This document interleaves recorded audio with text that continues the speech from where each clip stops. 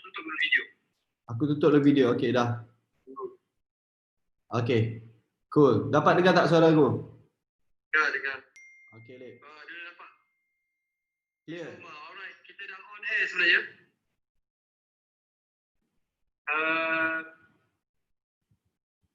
Okey. Ya. Assalamualaikum.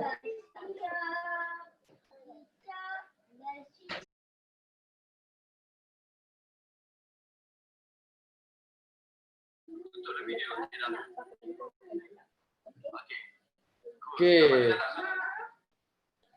Dengar jelas. Okey, ramai yang dah nampak sebenarnya siapakah tetamu istimewa kita. Dia berlari belakang pentas saja. Okey, baik. Assalamualaikum semua, dah ready? Aman yang lain? Bagi tetamu kita rehat sekejap. Kita tunggu yang lain. Kita nak selusurilah apa perjalanan istimewa. Aman, tolong Mama sayang. Simpan dulu buku. Okey.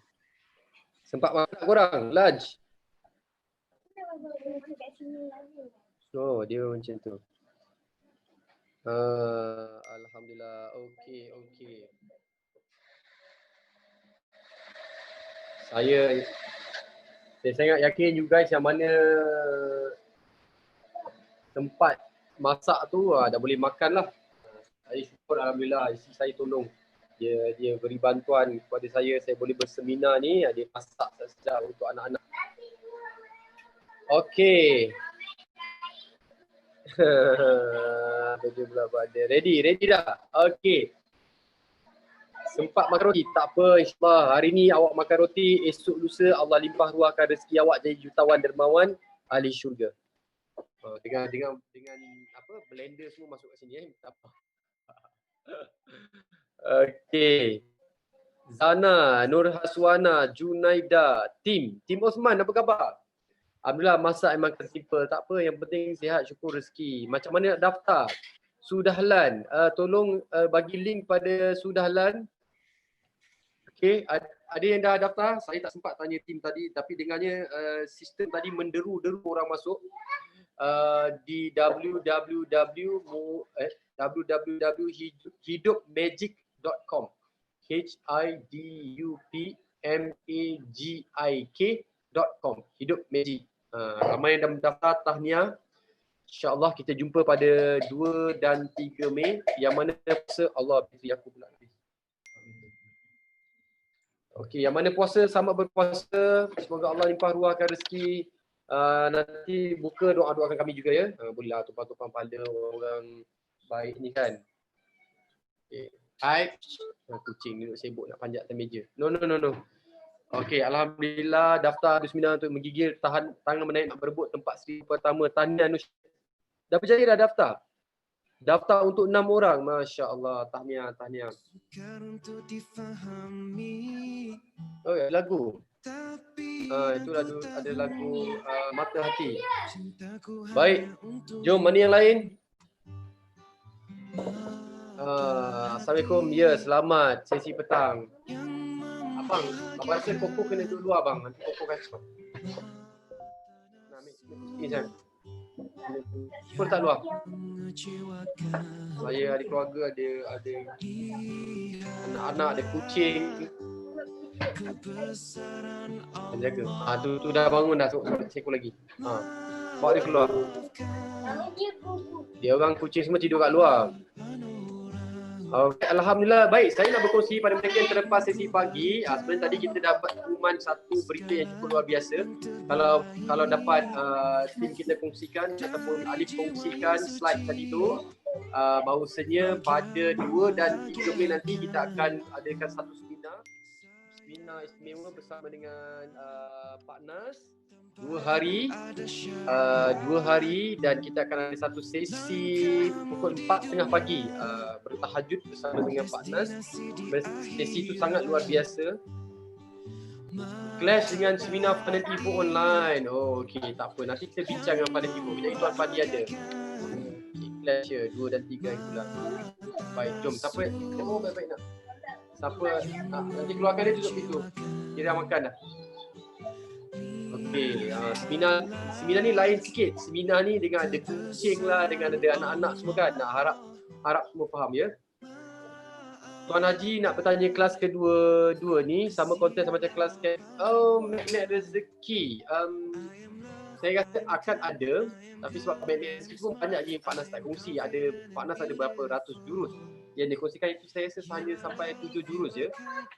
Macam mana nak daftar join Mastura? Okey, membantu Mastura www.hidupmagic.com. Saya nak kongsi pasal seminar tadi tu. Untuk 2 hari ni seminarnya adalah RM1,500, tapi syukur alhamdulillah setelah berbincang-bincang saya rasa kita buat combo 3 orang jadi RM4,500. Kita bagi promosi untuk 3 orang, seorang hanya RM298. Kalau berbanding daftar seorang jadi RM498. Bila daftar 2 orang jadi daftar 3 orang jadi RM298. Sangat jimat sebab bila daftar 2 orang kita akan bagi lagi additional 1 e-book. Maksudnya kalau siapa yang daftar 3 orang akan dapat 3 e-book campur 1 lagi e-book. Okay, alright. So, terima kasih yang menulis Hidup Magic. Dan saya dah tak sabar sebenarnya nak berkongsi dengan seorang sahabat saya ni. Saya rasa ramai yang dah ternampak dia tadi. Memang penuh dengan misteri. Saya mengenali beliau pun di dalam sebuah program di TV. Kami mengacara sama-sama di program Nasi Lemak Kopi Go. Masa tu kenal sebagai rakan satu kerja lah, rakan seperjuangan untuk mengacara, satu hosting. Lepas tu lama-lama tu bila tiap kali dia bercakap pasal perniagaan, bila kita ada break atau kita ada coffee time duduk sekejap sama, dia cakap pasal bisnes ni, dia ada satu urat keluar dekat dahi dia. Dia kalau cakap urat kamu keluar urat kat dahi dia, keluar urat kat leher dia. Saya kata, budak ni kalau cakap pasal bisnes macam benda yang sangat, he takes it very serious bila cakap pasal bisnes. Dan alhamdulillah Allah rezekikan saya belajar dengan dia. So kami menjadi rakan perniagaan. Saya tengok evolusi yang berubah tu, cara dia tawakal tu tak sama seperti saya. Dia lebih tinggi lah, saya boleh kata dia lebih tinggi tawakal dia berbanding dengan saya. Cara dia percaya, cara dia yakin dengan, aku yakin dengan rezeki. Cara dia tak berkira dengan duit. Dia kalau dengan kawan-kawan, dengan saya sendiri tak pernah lagi berkira-kira. Nak kata dalam PKP ni, saya boleh kata banyak kali dia tag saya, kata, "Lid, kau ada duit tak?" Nak cari kawan ni macam mana? Nak cari kawan ni macam ni, yang dia akan text you, akan tanya, "Lid, kau ada duit ke? Kau ada duit ke? Kalau tak ada, beritahu aku bro. Kalau tak ada, beritahu aku bro." Kawan yang you akan rasa susah you nak cari dekat sekarang ni lah. Memang ramai ada, dan dia sangat suka berkongsi rezeki. Jadi saya nak kongsikan dengan anda, sahabat saya ni. Okey, jom kita live bersama dengan Fizu Omar. Bro. Assalamualaikum. Salam. Dah makan ke belum? Alhamdulillah. Siap. Bukan main handset kau dengan baju apa semua siap, rambut siap sikat tepi. Kalau tak aku tengok kau main kembang rambut kau. Tak, kat bawah ni pakai backup je. Okey, alhamdulillah. Okey bro. Ni siapa ada kawan kita susah dan senang macam Fizo? Siapa kat sini ada? Boleh tak sebutkan nama dia?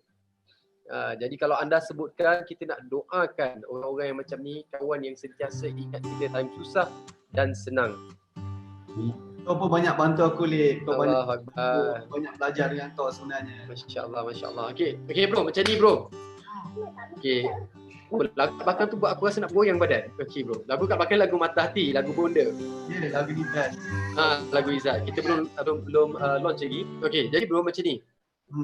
Aku kenal kau, aku rasa dah seriously aku kenal kau dalam ni tahun ke-6. Tahun ke-6 Wow, 5 tahun ke-6 bro Yang aku kenal seriously bukan start mengacara lagi awal lah. Dan aku tengok cara kau bisnes lain sikit. Kau ada perangai suka redah. Kau tak kisah pasal duit. Macam kau tak peduli pun, kau invest. Aku macam kelang kabut nak fikir yang betul kan sebagainya. So dan mungkin orang ada cerita-cerita sisi kau ni orang tak dengar. Macam aku dah biasa dengar. Macam pada kau mungkin Lip tak ada benda, Lip cerita aku ni biasa, orang lain pun macam aku juga. Tapi pada aku tak. Aku ada dengar, aku tahu kisah kau yang kau kutip telur jual telur itik Ya, telur itik lek. Semua bagi jelas ni. Okay. Telur itik, kau tanam pokok limau, kau jual limau tepi jalan. Limau apa benda tu, limau besar, apa benda limau, aku tak tahu apa limau tu. Dan kau jual kelapa, kau jual santan kelapa, kau perah betul, bau kau memang terbaik lah. Muka dia handsome, bau memang macam santan kelapa. Dan kau datang KL, jadi hero remaja, lepas tu masa tu mu kecek Kelantan, paling kerah sekali mu kecek Kelantan. Lepas tu mu jadi model, mu jadi pelakon, lepas tu kerah kerja lah. Kerja lah. Kerah kerja lah, mu susah macam kecek luar. Kan? Jadi macam mana kau ubah, kau tahu tu ada cabaran dan kau ubah. Benda ni yang susah kita nak ubah ni. Cabaran dan benda tu tak boleh, peluang datang. Lepas tu kalau aku macam imam lah, aku dah tak boleh cakap luar. Biar tak payah, aku duduk kampung lah. Jadi kau ubah mindset, kau cepat ubah. Dan aku tahu satu petua kau yang aku perhatikan, oh inilah dia kejayaan, kunci kejayaan kau. Nanti mungkin kau perasan, mungkin kau tak perasan, tapi nanti aku akan sebut. Siapa nak saya share, selama 5 tahun saya perhati macam mana Fizo boleh jadi seorang usahawan yang berjaya. Walaupun dia ada dugaan dan sebagainya, tapi saya tengok ada satu benda yang dia jaga, saya rasa okay, I know this. Aku tak dapat peluang macam ni tapi aku akan cuba. Okay. Oh, ada sini orang Kelantan? Tulis sikit orang Kelantan sini, mana satu? Tera tuan talik. Oh, kita bagai belakang, kita kecek Kelantan boleh, kecek Sial boleh. Boleh belakang kita. Oh, ramai dahsyat sungguh. Dahsyat sungguh. Kau tengok tadi bro? Serius bro, aku daripada pagi tadi lagi aku follow daripada sesi bonda, sesi Ustaz Hakim. Serius saya rasa macam ya Allah, satu kagum family, tapi dengan teknologi yang ada sekarang ni kita hanya duduk rumah dan kita boleh menyampaikan manfaat yang sama, ilmu yang sama. Alhamdulillah, dan saya ucapkan tahniah lah kepada semua yang menonton. Saya tengok daripada tadi lagi 2.4K tak kurang daripada pagi tadi, tak pernah berkurangan. Subhanallah, hebat. Dan saya sangat kagum lah, saya dengan bonda ni rasa kenal dah dekat 10 tahun.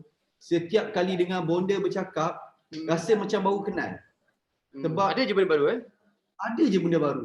Ada je, walaupun almost katalah sebelum ni pernah almost every day jumpa dia, bercakap dengan dia, tapi bila dengar dia bercakap rasa macam ni macam baru kenal, jadi macam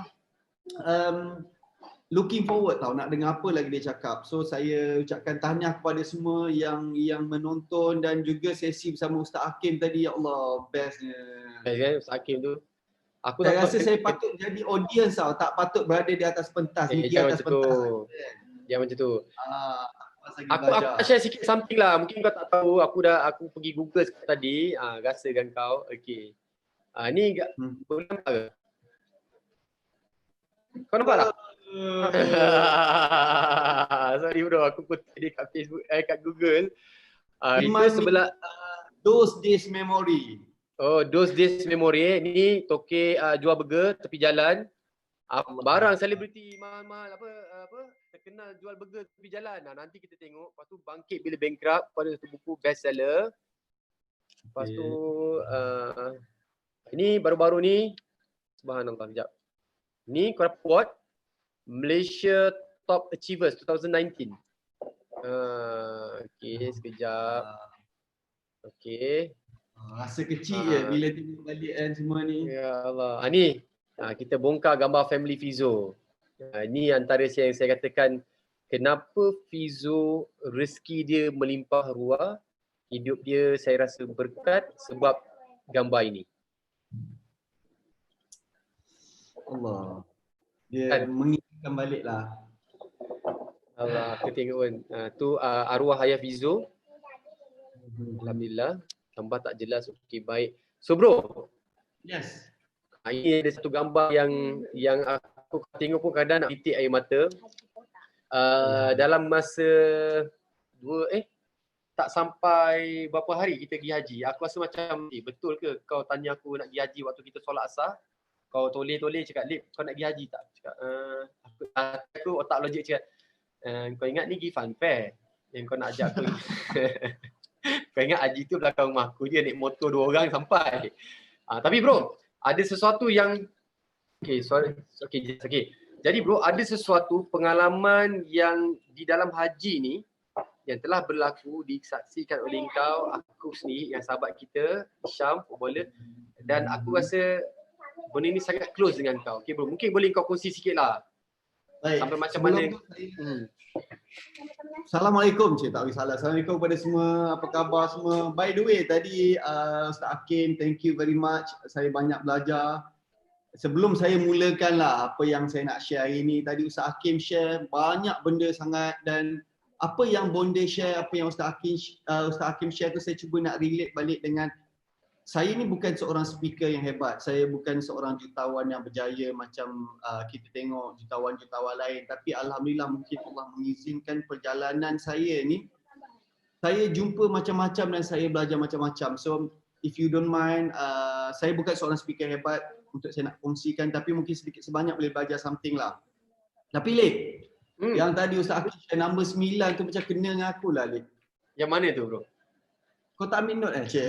Nombor 9 tadi Ustaz Hakim share 17 benda tu, nombor 9 tu kena kahwin tu Lip. Macam mana tu Lip? Aku ada kalau kau nak. Buy one free 5. Oi, beli satu percuma 5 kan? Buy one free one. Okay, nanti aku carikan jodoh-jodoh kau kat sini. Okay, baik. Sebenarnya macam ni, mungkin ramai yang kenal saya sebagai seorang pelakon. Sebagai seorang pengacara. Sorry, ada lalu lalang kat belakang sikit. Sebagai seorang pelakon, sebagai seorang pengacara kan. Sebab itu sekarang. Tapi perjalanan saya ni seorang budak kampung berasal dari Kelantan. So saya lalui macam-macam dalam hidup saya. Saya diajar meniaga daripada kecil. Saya dipaksa oleh arwah ayah saya. So dipendekkan cerita. Masa saya datang KL, Alhamdulillah Allah buka rezeki saya menjadi seorang pelakon pengacara yang tidak pernah saya impikan selama ini. Tapi cita-cita saya untuk menjadi seorang usahawan lah. So satu ketika, saya setuju dengan Ustaz Hakim cakap tadi, bila Allah nak bagi rezeki tu kau jangan tanya. Even pokok kurma pun goyang macam tu pun boleh gugur buah kurma oleh seorang wanita. Apatah lagi kita nak petikan rezeki Allah. So saya cuba relatekan dengan saya. Pada satu ketika tu saya beri peluang, rezeki saya sangat murah masa awal saya masuk industri. So disebabkan kejayaan tersebut, bahkan saya ni macam terlupa dirilah sekejap. Kau meniaga sejak daripada universiti? Serius meniaga? Macam-macam benda aku buat bro. Dipendekkan cerita yang kau cakap tadi semua tu pernah aku lalui. Pernah jual santan, jual telur itik, jual pokok limau, macam-macam lah, jual nasi lemak. Bonding. Yes. So bila aku dah masuk dalam industri, ni, Allah bagi rezeki yang terlalu selesa sehingga saya lupa diri. So kalau mungkin ramai yang dah tahu yang kisah saya pernah bankrupt sebanyak 8 juta ringgit. Bro, kejap bro. Kau ada buka muzik ke? Tak ada buka muzik. Siapa buka muzik? Alif buka muzik ke? Muzik kuat sangat. Muzik apa? Aku ke buka muzik? Sekejap bro minta maaf tak ada pula. Alif, ada buka muzik ke lagu Mata Hati kot? Ke ada play, kau ada buka Facebook ada?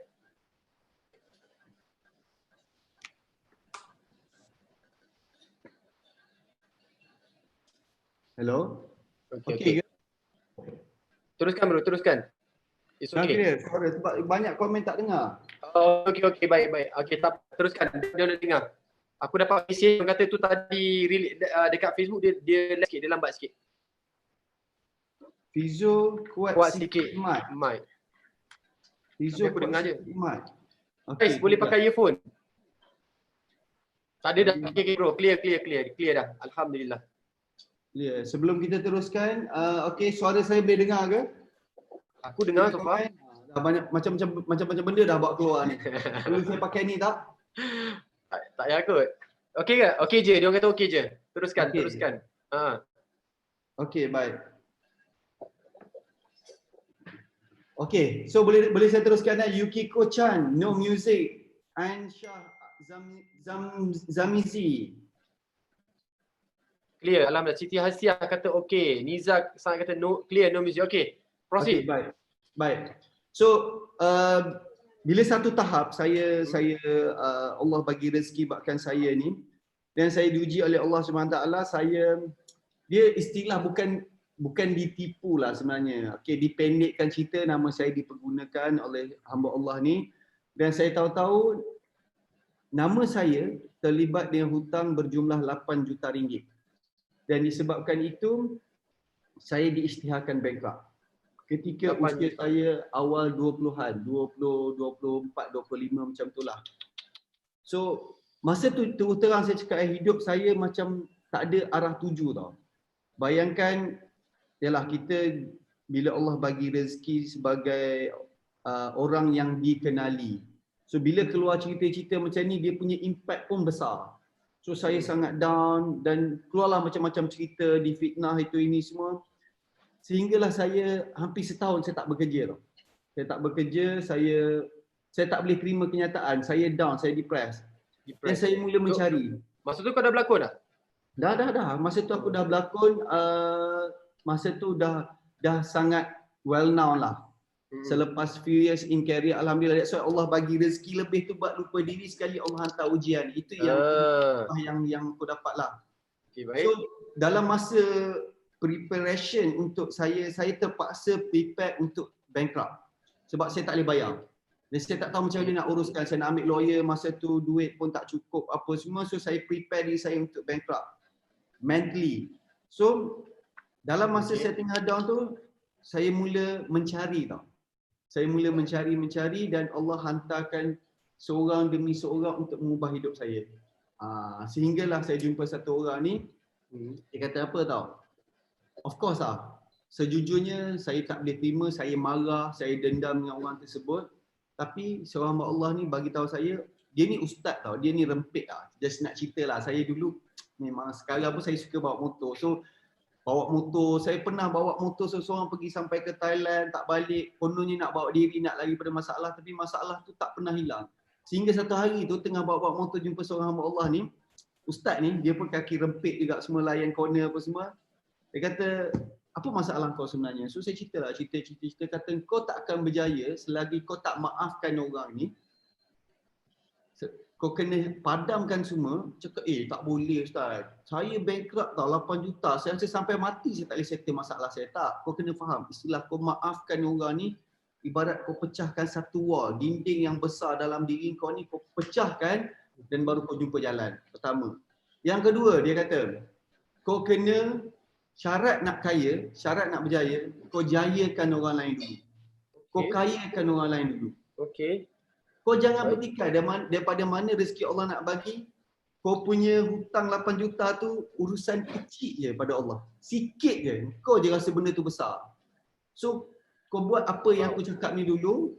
Kau maafkan baru kau datang jumpa aku. Baru aku cerita satu persatu.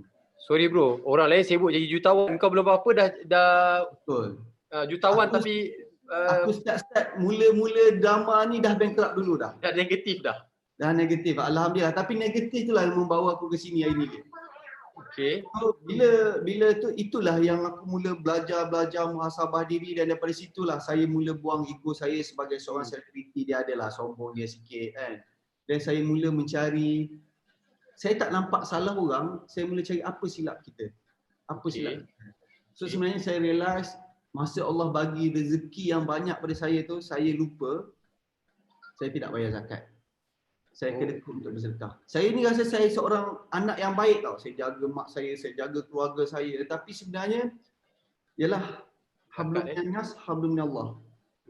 So aku tak jaga hubungan aku dengan Allah ketika itu. Dan dengan sendiri Allah bagi ujian. Kita kerja siang malam tau cari duit. Tapi sebenarnya bila Allah nak tarik, tak semestinya kita kena rompak, tak semestinya kita kena curi. Faham tak? Ya, betul. Allah izinkan, sebab tu saya tak pernah anggap orang yang tipu saya tu jahat. Sebab berlakunya sesuatu dengan izin Allah. So Allah izinkan benda tu berlaku ke atas saya dan Allah hantar dia je pada saya. Sebenarnya bukan untuk membuat saya lebih down, tapi untuk menyedarkan saya. Alhamdulillah, syukur. Setelah saya sedar, saya pandang bankrupt 8 juta taklah satu perkara yang kecil. Dan saya tak malu nak mengaku pada semua, sehingga hari ini saya masih lagi bankrupt. Sehingga hari ini. Okay. Tetapi orang kata, oh bila bankrupt kau tak boleh keluar negara, kau tak boleh buat bisnes, kau tak boleh. Setuju? Syukur Lip, selepas saya jatuh bankrupt, saya mula kenal dunia. Saya rasa hampir ke seluruh ceruk dunia saya dah sampai selepas saya bankrupt. Masya Allah. Umrah, haji, setiap tahun. Haji tak setiap tahun lah, umrah. So, nothing impossible sebenarnya dengan kuasa Allah. Bankrupt dunia dengan bankrupt akhirat lain bro. Betul. Just a piece of paper bankrupt. So, selepas hikmah saya bankrupt tu, saya mula belajar pasal zakat, saya mula belajar apa itu asnaf, apa layer-layer asnaf, dan saya contribute dan jumpa lagi seorang hamba Allah ni, dia hanya mengajar saya pasal zakat. Saya tanya macam mana bisnes dia boleh berjaya, dia jual air kelapa je. Tapi that's why Allah nak aturkan rezeki. Ustaz cakap tadi kan, rezeki ni bila kita jumpa orang, itu rezeki yang paling best pada saya. Orang yang boleh mengubah hidup kita ni, yang kata-kata dia. So, dalam masa saya jatuh tu saya jumpa ustaz ni dan saya pergi cari lagi. Saya pergi tengok bisnes yang hebat-hebat. So satu hari tu kalau korang tahu coconut shake dekat Melaka tu. Dekat mana? Kelebang yang famous. Kelebang lah. Okay. Saya pergi cari dia. Saya pergi 3 kali nak jumpa owner dia. Saya nak tahu apa rahsia bisnes dia. Saya pergi pertama tak jumpa. Pergi kali kedua tak jumpa. Pergi kali ketiga saya kata saya nak jumpa juga owner ni.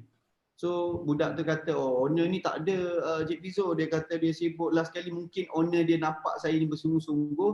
Rupanya orang tua yang sapu sampah kat street tu lah owner dia. So saya jumpa dia, cakap dengan dia. Oh dia menyamar? Dia menyamar. Rupanya aku pergi dah 2-3 kali dia ada kat situ. Dia tak nak jumpa. Ada sebab dia lah kan. Okay. So bila saya tanya, Pak Cik, apa rahsia Pak Cik sebenarnya bisnes Pak Cik ni? Dia punya sale coconut shake, kalau tak silap saya berbelas-belas ribu setiap hari. Jual air kelapa je.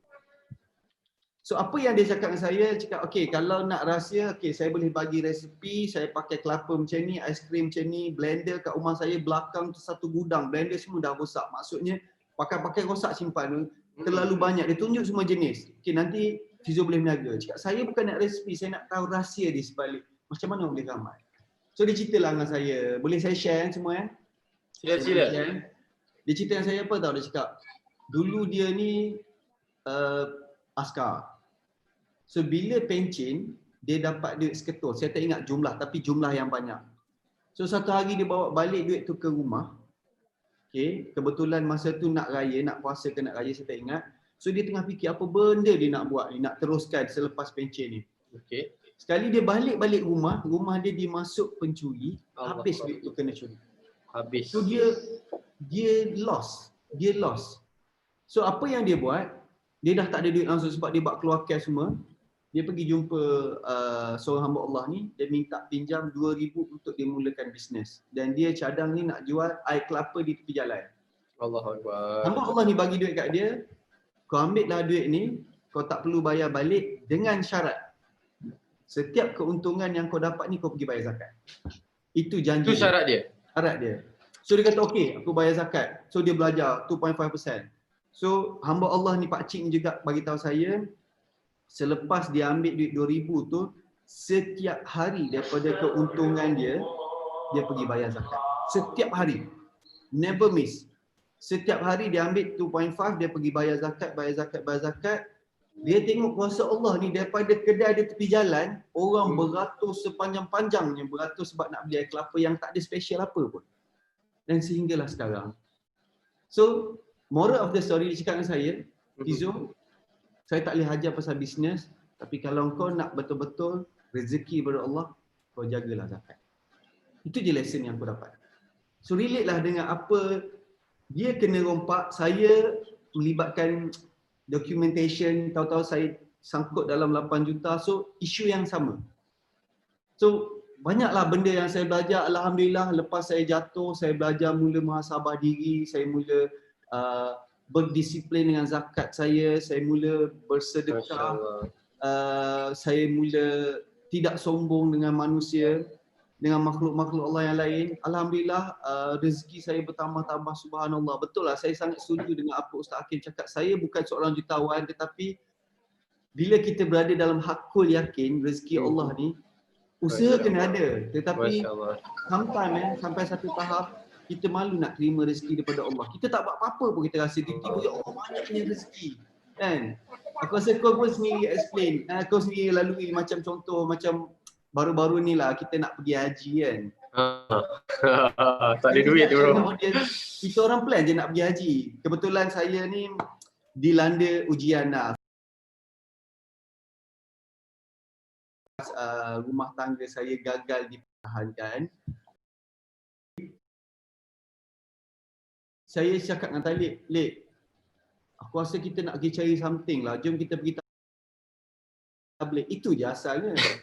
So si Talib ni pun carilah. Pergilah tabligh. Oh, kita pergi tabligh sini, kita tabligh sana. Kita pergi Seri Petaling lah apa semua masa tu kan. Tiba-tiba hamba Allah ni call. Tanya, Fizo nak pergi tak haji? Cakap biar betul nak pergi haji. Takkan nak pergi haji. Saya tak bersedia Tak sedia lagi. Itu ayat kita. Tak sedia lagi. Kita orang pergi tu bukan nak cakap apa, kita orang pergi package yang bukan package yang biasa lah. Sebab kita orang last minute, dalam 2 minggu je kita orang decide. Pesan saya masa tu saya cakap, duit tak cukup. Hamba Allah ni cakap apa tahu dengan saya? Uncle ni cakap apa tahu? Dia tanya saya beberapa soalan. Fizo ada berapa company? Saya cakap saya dah ada berapa company dah. Berapa revenue? Saya ceritalah hasil jualan saya macam ni. Berapa Fizo invest untuk buka restoran? Fizo pakai kereta apa? Berapa harga kereta? Fizo duduk rumah mana? So saya ceritalah. Cakap apa hal dia ni aku nak pergi haji, tanya soalan macam-macam. Dia kata yang Fizo cerita tu semua duniawi. Tapi haji ni rukun. So Fizo dah mampu tapi Fizo lewatkan untuk pergi haji berdosa. Itu yang saya rasa macam, wish, ni tak boleh ni. On the spot. Saya decide, saya confirm pergi haji. Masa tu, jujur saya cakap duit tak cukup. Talib pun ada. Tapi bila kita decide nak pergi dalam masa beberapa minggu saja, Allah izinkan, tiba-tiba kita orang sebenarnya kita orang belajar pun kat YouTube je kan. Khusus kat Kita belajar haji YouTube, lepas tu dalam perjalanan, dalam flight 6 jam tu. Betul. Tapi alhamdulillah Allah permudahkan. Cuma satu benda yang saya nak share lah. Ada masa lagi Philip? Boleh. Bismillah. Boleh. Ada satu benda yang saya nak share dengan penonton semualah, audiens semua. Dia dalam kehidupan apa yang saya boleh rumuskan dugaan dan kejayaan ni adalah dua sahabat baik. Dia takkan berpisah. So kalau datangnya dugaan dulu, katalah dugaan yang saya lalui level 8 juta tadi di usia saya awal 20-an, kejayaan yang sampai pun akan level yang sama. Dia takkan tak balance tau. So sama juga datangnya kejayaan, katalah tiba-tiba buat bisnes, kita dapat jadi jutawan, untung berjuta-juta, dapat sale berjuta-juta. Kena get ready dugaan yang sampai setimpal. Di sama level. So ramai orang dia nak berjaya di level yang tinggi tetapi dia tak prepare diri dia untuk menghadapi dugaan yang sama level kejayaan yang dia nak. Itu yang silap. So macam saya diberi ujian dulu, lepas tu itu yang kata hikmah di sebalik. So sekarang ni setiap apa benda yang berlaku kan, kalau join program Pak Nas kata wow keren. Pesan tu dah sampai. So saya sangat faham sebab saya sendiri lalui. Sebab tu kalau kita sendiri dalam situasi dilanda ujian, jangan sedih, jangan takut, jangan risau. Itu adalah satu petanda di mana kita nak mendapat sesuatu yang baru. Sebagai contoh, kalau kita main game, saya bagi contoh lah. Saya ni bukan pakar motivasi, so contoh saya ni lebih kepada santai lah. Kalau kita main game level 1, nak masuk ke level 2, di penghujung level 1 yang ujian dia lebih sikit lah. Lawan orang jahat sikit. Menyelam ke kan. So bila kita dah lepas tu, reward kepada level 1, kita dapat masuk level 2. Tapi bila kita masuk ke level 2, kita dah tak sama dengan geng-geng level 1. Budak-budak baru nak up ni. So kita berada di level 2. Tapi kena bersedia, level 2 cabaran dia tak sama dengan level 1. Cabaran dia lebih susah. So itulah peringkat seterusnya. So apa yang saya boleh kongsikan, dugaan yang kita dapat sebenarnya adalah satu petanda sekiranya kita pandang benda tu ke arah kebaikan, kita nampak kebaikan positif, kita akan petanda yang kita akan dapat sesuatu yang sangat positif, sangat baik. So itulah yang berlaku dalam kehidupan saya. Setiap fasa ujian yang saya lalui, apabila saya berjaya lepasi, subhanallah, hidup sangat hebat. Saya kadang-kadang saya nak cerita dengan orang yang saya tak tahu macam mana nak cerita. Betapa Mana nak mula? hidup apabila kau melepasi ujian tu. Ni aku pun nak tanya, since kau tak tahu macam nak cerita, aku tanyakan kau. Aku dengar, Okay. yelah, aku ada kat sana sekali. Kau masuk dalam kubur. Ya, Allahu Akbar. Dia Cerita cerita ni lah, sikit, kau masuk kubur. masa pergi haji hari tu. Saya sebenarnya masa pergi haji dengan Tuan Haji Talib kita ni, kita orang semua tak rancang sebenarnya. Saya, Talib dan seorang adik saya lah, football player, macam adik angkat saya lah. Kita orang tak rancang. Masa tu kita orang dalam kelas, baru lepas solat, saya tanya Talib, "Lid, kau nak pergi haji tak?" Yang Talib cerita tadi tu lah. So, tiba-tiba tahu-tahu kita orang berangkat pergi. Dan masa tu pula saya baru sahaja menghadapi masalah rumah tangga saya lah. So, saya minta doa dengan Allah, "Ya Allah, tunjukkanlah aku, Ya Allah. Aku datang haji ni untuk aku nak bertaubat, aku nak bersihkan jiwa aku dan mohon petunjuk darimu." Apa yang saya dapat kat sana? Benda ni kan saya tak pernah share dekat mana-mana program, even kat live saya. Si Talib tanya, saya rasa mungkin boleh saya berkongsi dengan niat untuk memberi pengajaran kepada semua. Biasalah perjalanan kita pergi Arafah, pergi Mina, apa semua, fantastik, subhanallah, dahsyat, hebat.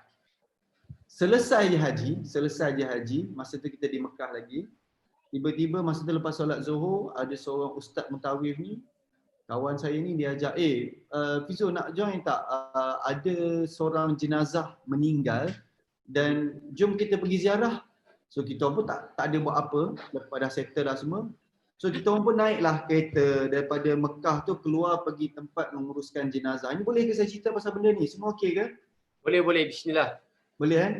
So pergilah. Bila pergi sampai tempat, rupanya di Mekah ni, solat jenazah, pengurusan jenazah dia tak buat dalam masjid, dia buat di luar masjid, lebih kurang 15 minit lah kena keluar daripada Masjidil Haram tu.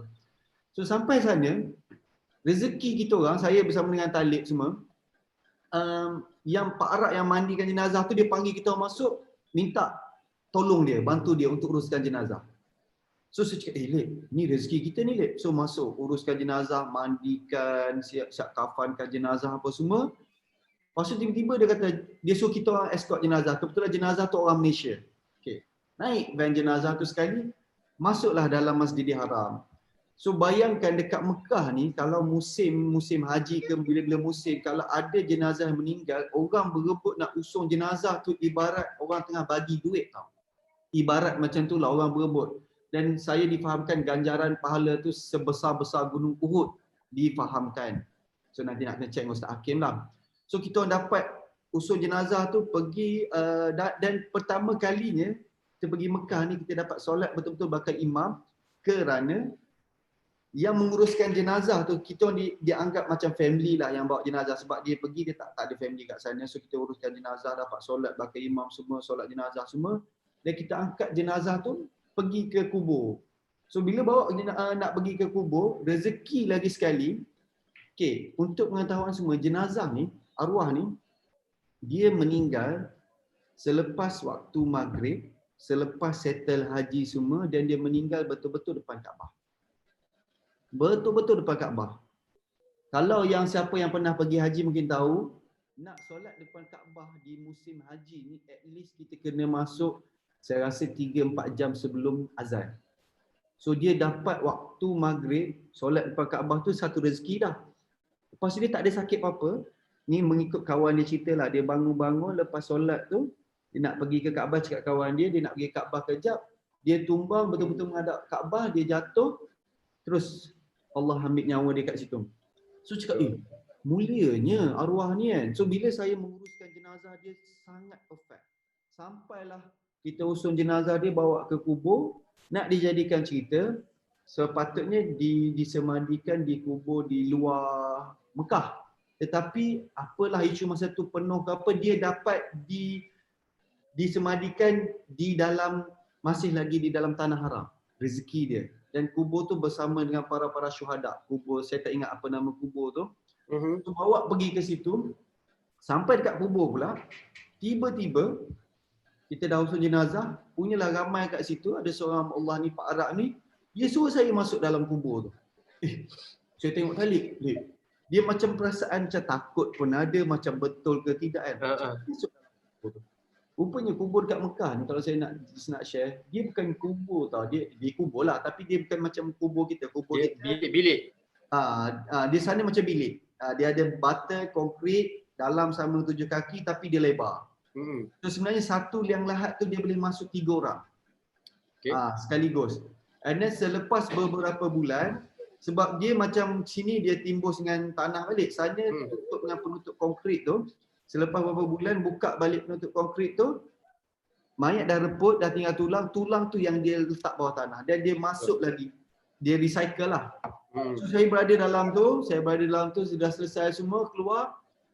Saya tanya Talib masa tu, Cik Lip, aku macam nak tahulah apa kelebihan hamba Allah ni sebegitu sempurnanya jenazah. Dan mulianya dia. Mulianya. Dan tanah perkuburan dia tu adalah tanah perkuburan untuk para syuhada. Betul. Yang tak dibuka pada orang luar. Betapa mulianya, dahlah dia meninggal selepas selesai haji, meninggal depan Kaabah.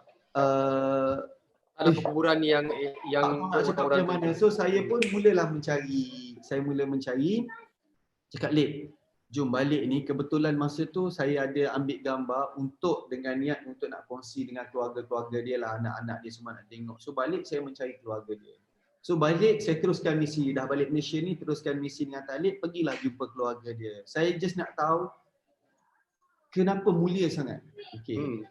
Rupanya arwah ni orang yang sangat kaya. Rumah dia sangat besar. Sangat kaya. Dan adik-beradik dia semua berjaya. Oh, okey. Lepas tu, saya jumpa adik-beradik dia, jumpa semualah anak-anak dia. Saya tanya kakak dia menangis-nangis cerita kat saya. Dia kata, saya just nak tahu apa kebaikan yang arwah buat sehingga Allah angkat derajat dia terlalu tinggi pada saya. Dia kata, 4 je amalan dia. Ya, 4. Aku ingat dia 4. 4 je amalan dia yang saya boleh kongsikan untuk kita semua. Arwah ni dulu dia kata, dulu dia biasalah orang lelaki pernah muda, dia nakal. Tapi satu ketika tiba-tiba dia nak berubah, and then dia untuk tahun lepas saja 3 kali dia pergi. Dia pergi haji, dia pergi 10 Ramadan akhir, dia pergi haji lagi sekali dalam masa 10 bulan. Betul. And then dia selalu minta dia nak mati kat sana. And then the best part is last masa dia pergi haji tu dia tak nak siapa-siapa pun hantar dia. Dia macam as if dia tahu dia nak pergi. Okay, so amalan dia kata arwah ni, dia bukan jenis yang alim, solat je. Dia kerja, dia main golf, dia aktif. Cuma masuk waktu dia terus solat. Yang pertama. Masuk waktu dia tengah buat apa pun dia terus solat. Betul. Yang kedua, dia kata, dia ni walaupun dah ada anak, dah dapat cucu, dia seorang yang sangat taat pada ibu dia. Kalau ibu dia cakap apa pun dia akan ikut. Bini dia cakap apa pun dia tak dengar sangat. Kalau ibu dia cakap apa pun dia akan ikut. Dia sangat taat dan dia sangat sayang pada ibu dia. Hari-hari dia akan datang jenguk ibu dia, semualah. Okay, dan yang ketiga, dia ni tak boleh ada duit kat tangan. Kalau ada duit, dia akan bagi kat semua orang. Sampai bini dia bising kat arwah ni, kalau bagi duit dia mesti habis. Bukan dia kaki joli ke apa, tapi dia akan, orang tu minta dia bagi, orang ni minta bagi. Tapi dia sangat kaya. Rezeki dia tak pernah kurang. Yang kakak dia cerita, dia orang tak minta pun, dia tengok orang sapu sampah, dia pergi hulur. Dia tak senang hati kan, orang susah. Dia suka bagi. Dan yang keempat, dia sangat sayang pada budak-budak. Betul. Anak sendiri ke, anak siapa ke, semua akan sayang dia. Dia panggil semua siapa? Semua amalan dia. Dia panggil apa semua budak-budak? Dia panggil apa? Sayang kan? Dia panggil semua sayang. Semua budak-budak dia panggil sayang. So itu je amalan dia. Saya bukan nak cerita pasal, yelah kita nak bincang pasal duniawi ni, orang semua cerita kaya, bahagia. Tetapi pengakhiran kita nak tahu kita mati dalam keadaan macam mana. Kan? Itu je sebenarnya. Yelah betul, bagus. Kaya di dunia, kaya di akhirat bagus. Tetapi macam saya nampak apa yang cuba Allah nak sampaikan pada saya, sebab saya minta, ya Allah tunjukkanlah hikmah di sebalik apa yang kau telah izinkan berlaku pada aku. Dan bila saya pergi sana, saya dapat benda ni, saya terus cakap balik, adakah ini jawapan untuk aku? Simple je. Dan untuk aku Simple. juga. On the spot, betul. Untuk kita semualah, on the spot kita dapat. Dan bila saya kenal family dia, saya tahu ya Allah subhanallah, itulah sebenarnya Allah yang cuba nak sampaikan. Dan saya kongsi dengan anda semua yang menonton ni, bukan untuk apa, tapi untuk untuk kita balancekan dunia dan akhirat. Yang penting esok-esok kita nak mati dalam keadaan husnul khatimah tu, itu yang kita nak. Ya. Tapi tak salah kalau kita kaya, kita apa semua. Saya sangat setuju dengan Ustaz Hakim cakap tadi, dengan Bonda cakap tadi, sangat setuju. Tapi last ending game kita tu macam mana? Itu yang saya boleh kongsikan lah. Apa bro, terbaik bro. Minta maaf aku ambil masa kau bro. Thank you so much bro, terbaik Kalau sangat. you Kau, aku tahu kau selalu buat seminar. Saya sekarang dah PKP, kau masih lagi buat seminar ke macam mana? Kau masih lagi aktif ke? Dia aktif lah. Cuma sebelum ni bila sibuk, lama tak berlakon, buat comeback untuk drama ni, busy dengan syuting lah. Tapi musim PKP ni ramai orang bertanya. Aku ada juga buat live, bertanya, cakap pasal bisnes. So terfikir juga nak buat satu, sebenarnya dah plan dah pun nak bantu orang, especially wanita. Aku akan buat satu online group di mana kita nak bantu khususnya wanita. Kita kan pencinta wanita. Baru aku nak tanya pasal wanita. Habis yang aku duduk depan mata ni memang kelaut lah. Kita ada target audience, fokus. Wanita lebih memerlukan bantuan. Tak adalah, semua lah. Macam mana musim PKP ni kita nak start generate income daripada rumah, especially daripada dapur. So aku namakan program tu Rezeki Dapur. Di mana aku akan ajar macam mana kita daripada rumah, duduk rumah tak tahu nak buat apa. Itu adalah cabaran ketika ini. So macam mana you nak start generate income daripada dapur. Bermula di musim PKP ni. So aku ada modul khusus lah untuk mereka yang nak belajar, nak cari side income ataupun nak mulakan bisnes di rumah lah. Especially. Alhamdulillah. Aku tahu kau tak ada masak. Kalau ikut kau pergi mana ke, travel ke apa, tak mati aku insyaAllah. Jangan salah faham, aku tak ajar masak tau. Okay. Oh, bukan ajar masak. Habis bunyi dapur. Habis bunyi dapur, rezeki dapur. Rezeki dapur. Orang dapur lah. Satu grup ni rezeki dapur. So macam mana kita nak mencari rezeki bermula di dapur. So aku akan ajarlah daripada dalam bidang F&B macam mana kita posting food apa yang sesuai, macam mana platform nak digunakan, dan semuanya percuma. Maksudnya kau tak perlu keluar kos untuk advertising. Kau nak buat tu pun percuma juga, boleh masuk. Ke kau cari orang dapur? Kau Sorry? yang betul. Ke kau cari orang dapur? Kau cakap betul-betul lah. Sambil menyelam minum air lah. Sambil minum air lah. Okay bro, aku nampak tadi posting esok kau ada jadi sekali untuk MDEC. Apa? Aku ternampak dalam posting MDEC tadi. Ada dengan MDEC pun minta esok aku ada speaker. Bila? 22 hari bulan. Okay. All the dah best. jadi macam in-house speaker untuk MDEC lah sebenarnya. Ni MDEC pun start balik, syukur alhamdulillah. Tapi percayalah rezeki Allah ni apa yang saya daripada audience ni. Boleh dengar ke? Hello? Boleh. Okay. Dengar. Rezeki Allah ni very simple kan. Saya sikit je last aku nak share. Banyak orang dia stuck sebab kau tahu rumah fuse kat rumah tu panggil apa? Satu phase dengan 3 phase tu apa dia panggil? Power box Okey, kalau kat rumah power box kan? kita ada fuse yang fuse elektrik tu kan. Okey. Apa beza satu phase dengan 3 phase? Okey. Satu phase ni dia boleh terima current daripada TNB yang bagi current tu very limited. Sebagai contoh kalau kau buka aircon, kau buka iron, kau buka heater terus start. Sebab capacity nak terima elektrik tu ada limitation. Berbeza dengan rumah yang pakai 3 phase ni you boleh terima unlimited current daripada TNB. Okey, aku bagi satu analogi supaya semua orang faham. Okey, so sekarang ni sama juga rezeki. Ibarat TNB yang supply elektrik tu adalah rezeki daripada Allah, dan kita yang menerima ni kita tanya diri kita sendiri, kita ni berapa phase?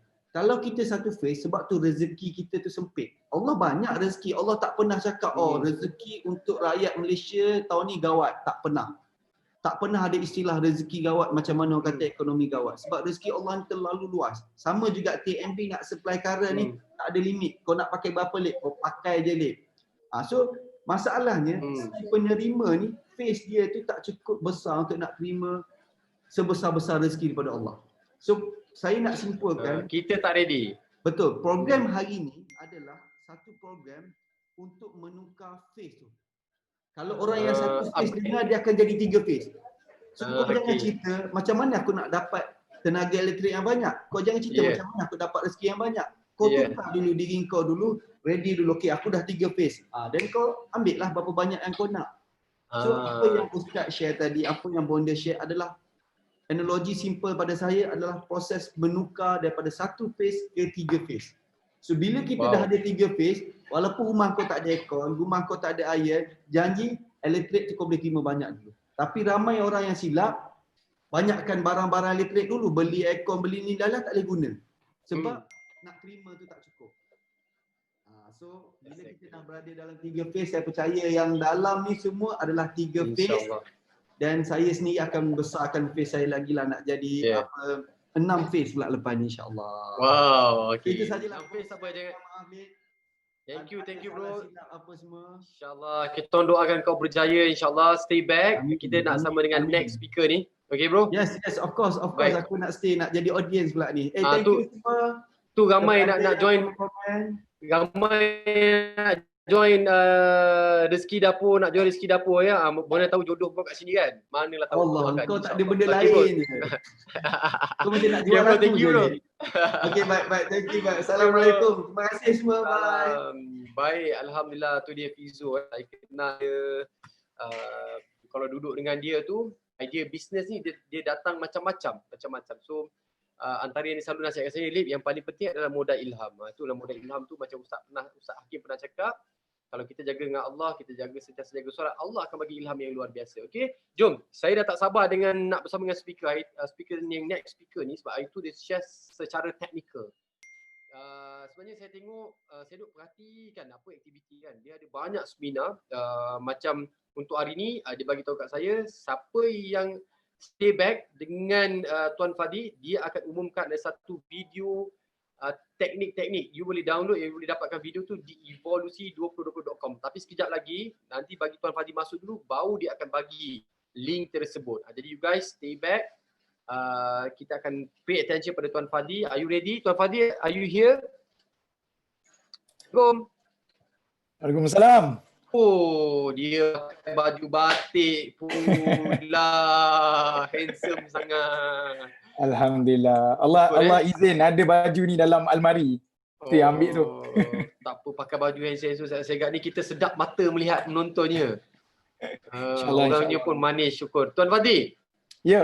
Masa hari tu kita share masa tidak begitu mengizinkan. Hari ni kita nak sampai seberapa lama mungkinlah Tuan Fadi kongsikan. Dan saya difahamkan Tuan Fadi bermurah hati nak berkongsi satu video, kata orang tu macam video tips lah, kata orang tu soalan bocor.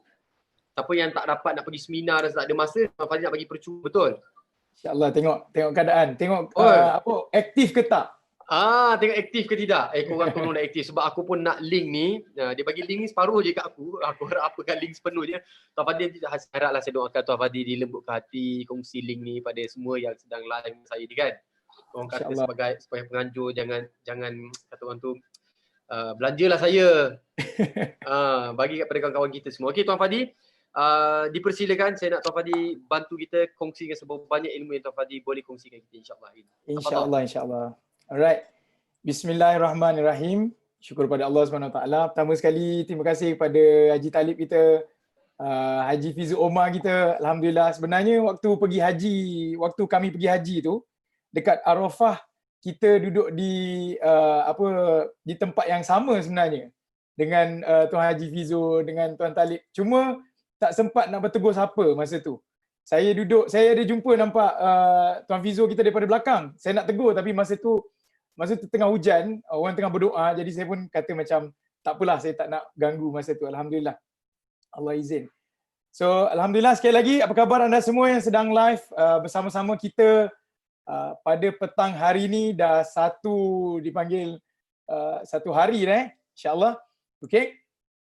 Baik. So topik saya pada petang hari ni adalah lebih kepada technical, but then saya tengok bagaimana Prof Muhaya, Bonda tadi, Ustaz Hakim banyak bercerita tentang rezeki. Jadi Saya rasa it's better kalau saya masuk terlebih dahulu dengan cerita. Untuk makluman anda, saya alhamdulillah Allah izin. Semua ini dengan izin Allah. Saya buat training, saya tak banyak bercerita, saya tak terus masuk point. Saya akan masuk dengan cerita terlebih dahulu. Supaya apa? Supaya kita nampak related dia macam mana. Sebab the way manusia berfikir, kalau bagi fakta, dia good to know. Tapi kalau kita dalam bentuk story, dia akan jatuh ke hati, insya-Allah. So, hari ini saya akan ceritakan banyak story-story kepada anda dan story ini juga akan relate dengan bisnes-bisnes, insya-Allah, dengan izin Allah. So, berapa orang yang dah tak sabar untuk kita mulakan? Boleh kita, saya nak tengok juga yang sedang bersama dengan saya malam pula petang hari ni. InsyaAllah. Alright, kita ada 2,000 orang. Alhamdulillah. Okay, komen dekat bawah ready. Komen dekat bawah ready. Masya Allah. Okay. Alright. So disebabkan semua orang ada slide, jadi saya pun nak kena ada slide jugalah. Okay. Untuk membantu kita faham right tentang apa yang saya nak sampaikan hari ini, insya-Allah. Story jatuh ke hati Nur Azian. Alhamdulillah. Okay, alright. Bismillahirrahmanirrahim. Saya buka slide saya terlebih dahulu, right? By the way, saya nak tanyalah dekat sini, mungkin dekat sini banyak follower Prof Muhaya atau follower Ustaz Hakim kan? Ada tak yang belum kenal saya? Saya nak tanya dulu. Ada tak yang belum kenal saya, tak pernah kenal saya, tak pernah tengok muka saya ke? Alright? Okay, kalau ada yang tak kenal mungkin boleh tulis dekat bawah, insya-Allah saya akan kenalkan diri dulu sikit. Okay, alright. Sekejap saya cari slide saya. Bismillahirrahmanirrahim.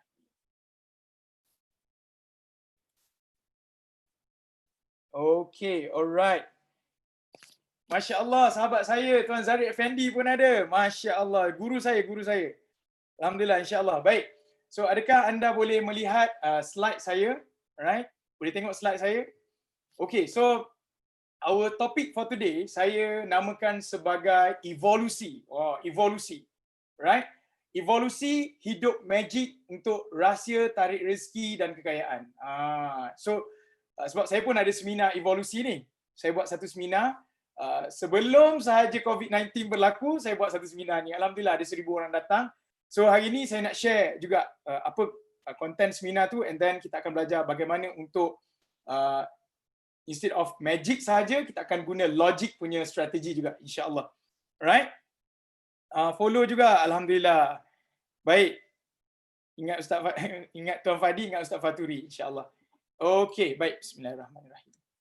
So, hari ini saya akan tunjukkan kepada anda 7 strategi rahsia jemput rezeki dengan bisnes dan marketing. Alright? Pertama, kita nak jemput rezeki dengan bisnes dan marketing.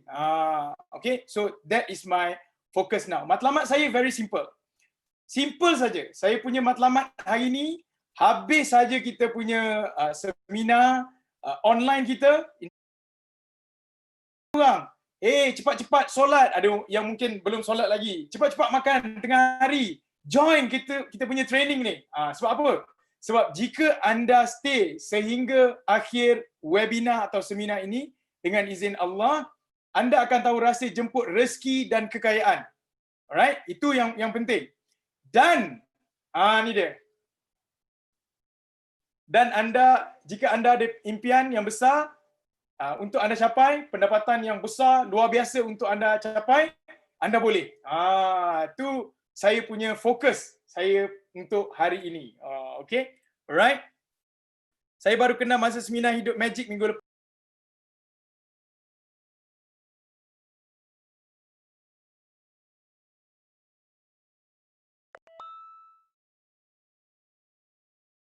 Tidak ada satu perkara pun yang boleh berlaku tanpa izin Allah. Guru saya pesan kepada saya, dia kata, Fadi, kalaulah manusia, satu dunia, 7 bilion manusia bertolong-tolongan untuk menjatuhkan kamu, kalau Allah kata tidak, tidak.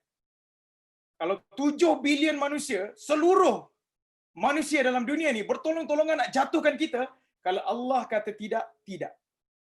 Dan kalaulah satu dunia, 7 bilion manusia bertolong-tolongan untuk naikkanmu Maksudnya bagi duit pada engkau, beri harta, kekayaan. Tapi kalau Allah kata tidak, tidak. Right? Sebab itu basic rules. Saya akan share dulu terlebih dahulu sebelum saya masuk ke technical part. Ada basic rule yang perlu dan perlu yang kita perlu tahu. Satu, nombor dua, faham. Bukan saja tahu tapi kena faham. Kenapa saya kata basic rule ni very important? Sebab bismillahirrahmanirrahim. So far saya dah buat training daripada tahun 2016 saya buat training 2016. Saya start bisnes berniaga tahun 2008 lagi, Allah izin. Saya start bisnes daripada saya duduk universiti. Alhamdulillah. Sekarang ni saya duduk dekat Pasir Putih, Kelantan. Ni duduk kat Pasir Putih, Kelantan ni. Satu kampung dengan Tuan Fizu Omar kita. Tapi tak pernah jumpa. Lebih kurang 10 km je rumah Tuan Fizu dengan rumah saya. 10 km je. Tapi tak pernah jumpa. Masing-masing duduk ada urusan masing-masing. So, selepas saya buat training hampir 15,000 usahawan, saya jumpa mata dengan diorang, saya dah buat satu kesimpulan yang kalau kita tahu benda ni, insya-Allah kita sukses. Right? 15,000 orang yang saya kenal dalam bidang keusahawanan lah. Maksudnya yang jumpa dengan saya dan alhamdulillah. In fact, bukan sahaja yang datang ke training anjuran saya, syarikat saya, tim saya Fanivo, saya juga berurusan dengan jabatan-jabatan kerajaan. So bila jumpa dengan jabatan kerajaan macam ni, now saya boleh buat satu kesimpulan yang bukan mudah tapi dia ambil takes time. Right? Tapi bila saya dah buat satu kesimpulan tu, bam. The moment kita faham, insya-Allah kita pasti akan pergi lebih jauh, lebih cepat. Dengan izin Allah, semua dengan izin Allah. Alright? Baik. So apa kesimpulannya? Apa yang saya boleh simpulkan daripada pertama training hampir 15,000 orang usahawan, alright, di bawah syarikat saya sendiri, training untuk government dan juga swasta. Apa kesimpulannya? Berapa orang yang nak tahu kesimpulan? InsyaAllah komen dekat bawah. Saya nak anda be aktif. Sebab apa? Kita punya emosi bergantung kepada kita punya fisiologi. Faham ke faham? Emosi kita bergantung kepada fisiologi kita. Kalau anda lepak, duduk dengar, kan? Ada mungkin duduk atas katil sekarang ni, duduk tengok kan? Buku pun tak ada. So your physiology basically tidak menunjukkan fisiologi orang yang hebat, orang yang nak berjaya, orang yang nak sukses dalam hidup. Right? Baik. So change your physiology, maksudnya bergerak. So tulis tu adalah bergerak. Every point yang saya bagi tahu hari ini, insya-Allah tulis. Right? Sebab apa? Sebab kita semua ni bukan Imam Syafi'i. Jenis dengar terus ingat sampai mati. Ini geng-geng yang dengar, tak tulis dekat komen, tak tulis dekat buku, saya kategorikan ni Imam Syafi'i. Ni kategori Imam Syafi'i. Dia ingat dengar tu boleh ingat sampai mati, insya-Allah. Okay? Alright? Baik. InsyaAllah. Baik, sebelum kita mulakan, saya nak kita semua istighfar terlebih dahulu 3 kali. InsyaAllah. Nanti saya cerita kenapa kena istighfar. Kenapa bukan kenapa start dengan istighfar untuk bisnes. Saya akan explain dengan izin Allah. InsyaAllah kita istighfar 3 kali. Bismillahirrahmanirrahim. Astaghfirullahalazim. Alladzi la ilaha. Astaghfirullahalazim. Astaghfirullahalazim. InsyaAllah. Baik. So apa kesimpulannya? Kita dah istighfar tadi. Saya akan explain kenapa istighfar sebelum kita mulakan. Tadi Bismillah kemudian istighfar. Ada sebab dia. Alright? Baik. Bismillahirrahmanirrahim. Ini sebab dia. 80-20 rules. Right? Okay? 80-20. Ada cik puan kita, Syifa kata, ikat ilmu dengan menulis. Masya Allah. Awesome. Okay, tulis. Is Mira bagi tahu, tulis. Masya Allah. Terbaik, awesome. Apa itu 80-20? Saya nak anda tulis dalam buku anda, saya nak anda tulis di dalam komen, bahagian komen, Pareto Law. Dia ada Pareto Law. Ni orang putih lah punya cerita kan. Dia keluarlah teori-teori dia. But then it makes sense. Right? Pareto Law makes sense. Sebab saya baca kata betul lah. Right? Inilah yang dinamakan sebagai permulaan untuk kita sukses. Okay? Alright? Apa maksud Pareto Law? 80-20 ni maksudnya kejayaan kita dalam hidup, kadar kejayaan anda dalam hidup dengan izin Allah, dunia dan akhirat dengan izin Allah, semua dengan izin Allah. Right? adalah bergantung 80% adalah your emotional state. Alright, state emosi anda duduk dekat mana? 80%. Okay? 80% ni anda punya mindset, anda punya ketenangan duduk dekat mana? Tenang ke, tak tenang ke, serabut ke, kan? Ada apa panggil, faham ke tak konsep rezeki, kan? Maksudnya memberi ke tak? Memberi dulu baru dapat. So 80% adalah based on your emotional state. Right? Kita punya state, kepala otak kita. 20% adalah apa dia? 20%. 20% adalah technical know-how. Tahu step by step. Maksudnya apa? Contoh, hari ini saya akan bagi tahu kepada anda. Nak start ataupun nak buat bisnes, nak buat marketing, ini step dia. 1, 2, 3, 4, 5. Tapi kalau emosi tak stable, habis. Alright? Anda tak excited, habis. Okay? Saya nak sharekan kepada anda, kenapa tau? Okay, saya nak share kepada anda satu perkara lah. Alhamdulillah semalam saya bersama dengan seorang sahabat saya ni, dalam masa 1 jam, kami buat jualan hampir RM120,000 online tanpa buat apa-apa, duduk rumah je. RM120,000 dalam masa 1 jam setengah. Alright? Tapi apa yang kami buat? Pertama sekali, sahabat saya lah. Basically sahabat saya, nama beliau Wan. Beliau solat dulu, istighfar dulu banyak-banyak, minta Allah berikan kemudahan bila mana kita buat sale semalam. Alright? Alhamdulillah. Lebih kurang dalam 1 jam lebih, jualan adalah RM120,000. Okey ke tak okey? Berapa orang yang nak belajar strategi macam tu? Right? Berapa orang yang nak belajar that kind of strategy? Bagaimana kita nak buat online business macam tu je dengan izin Allah. Right? Baik. Saya akan continue lagi. Cumanya anda setkan kepala otak anda. 80% adalah emosi, 20% adalah technical know-how. Dua-dua ni saya akan cover dengan izin Allah dalam kita punya training petang hari ini dengan izin Allah. Semua dengan izin Allah. Okay? Baik. Now, pernah tak baca buku ni? Pernah tak baca buku ni? Ni buku Mudahnya Menjemput Rezeki. Pernah baca? Alright. Dalam buku ni pun apa panggil, ada kisah saya bab 24. Ni saya pun ada dekat tangan saya ni, ada buku ni. Diberi hadiah oleh penulis buku tu sendiri pada 26 hari bulan 6 2013. Ni buku dia, Mudahnya Menjemput Rezeki. Alright? Okay? Kalau anda baca bab 24, ada cerita saya, right? Yang saya tuliskan dalam bab 24 muka surat 113, ikhlas RM50 dibalas RM10,000. Masya-Allah. Saya dah ceritakan kisah ni sewaktu seminar hari tu yang free, betul tak? Baik. Inilah dia, penulis dia. Siapa tak pernah kenal, inilah penulisnya. Ustaz Faturi Salahuddin. Juga orang kampung saya, duduk satu kampung dengan saya. Dia duduk di Pasir Putih, Kelantan. Saya duduk dekat Wakaf Berangan.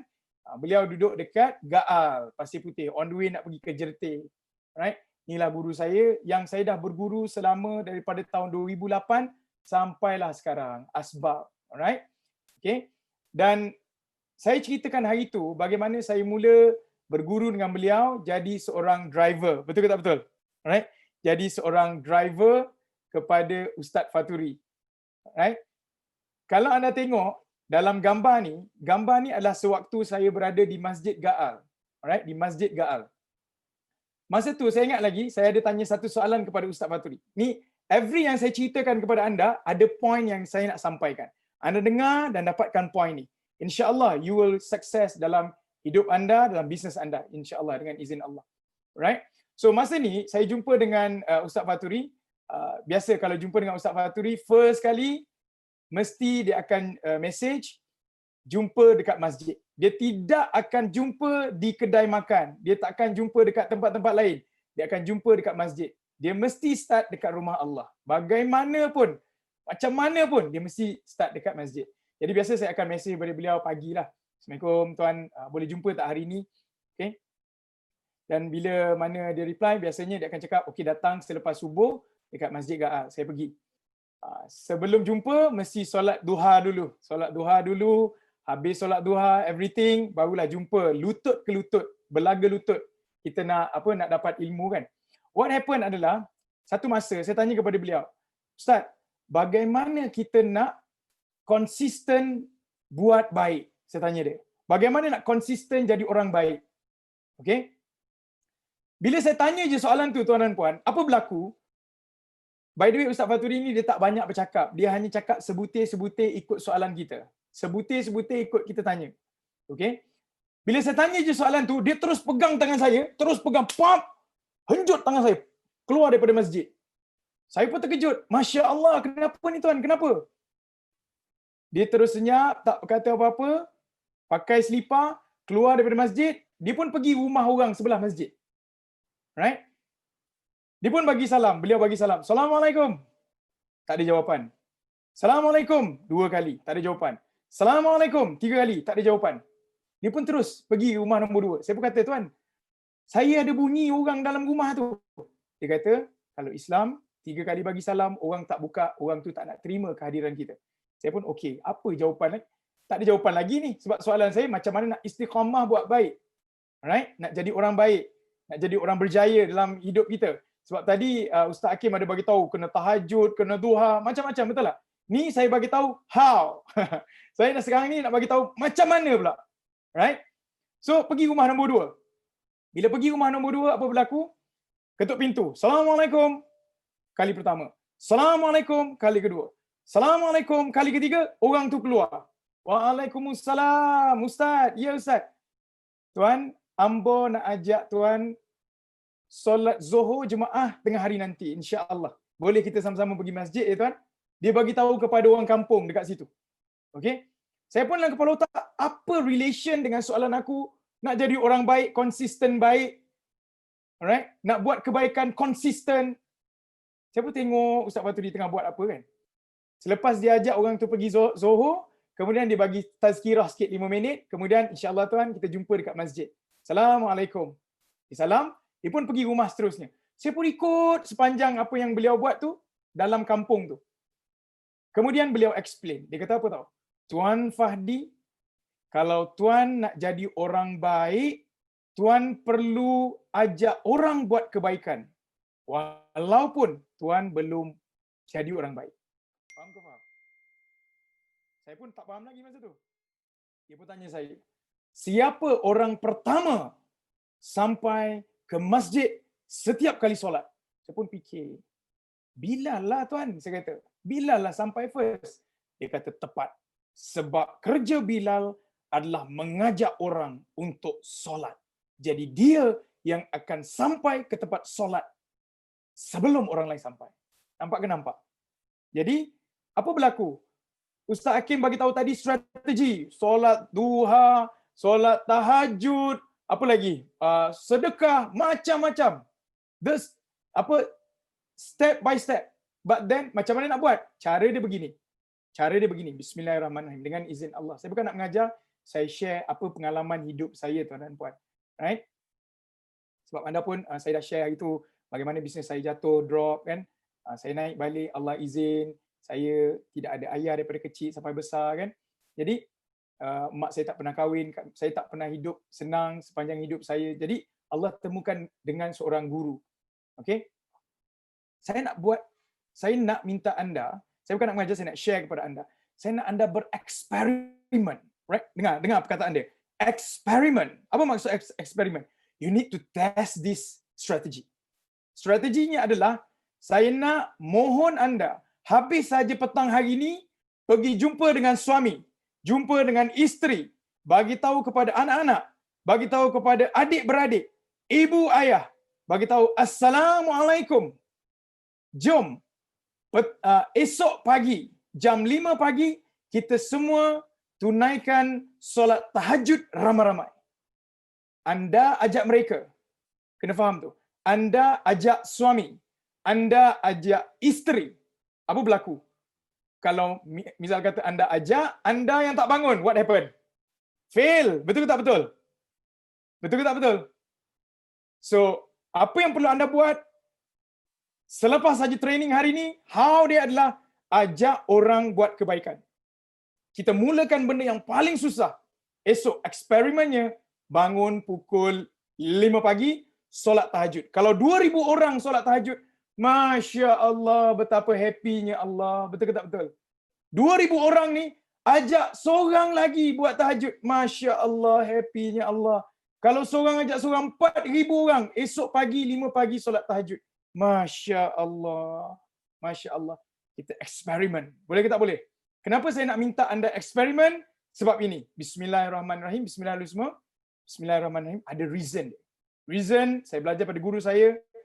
Pertama, buat apa Allah suka, Allah bagi apa kita suka. Apa kita suka? Apa yang anda suka, tuan dan puan? Semua nak kaya, betul tak? Semua nak rezeki, semua nak jadi jutawan. Kalau sembang jutawan, semua bergetar-getar. Betul tak? Nak jutawan. Tapi kita tak faham konsep jutawan. Kita ingat usaha dapat. Aku buat, kita guna prinsip orang putih. Aku buat, aku dapat. Itu prinsip orang putih. If you want to get something, you will get it. Tu orang putih cakap. Alright? The power of affirmation, orang putih cakap. Akulah jutawan itu.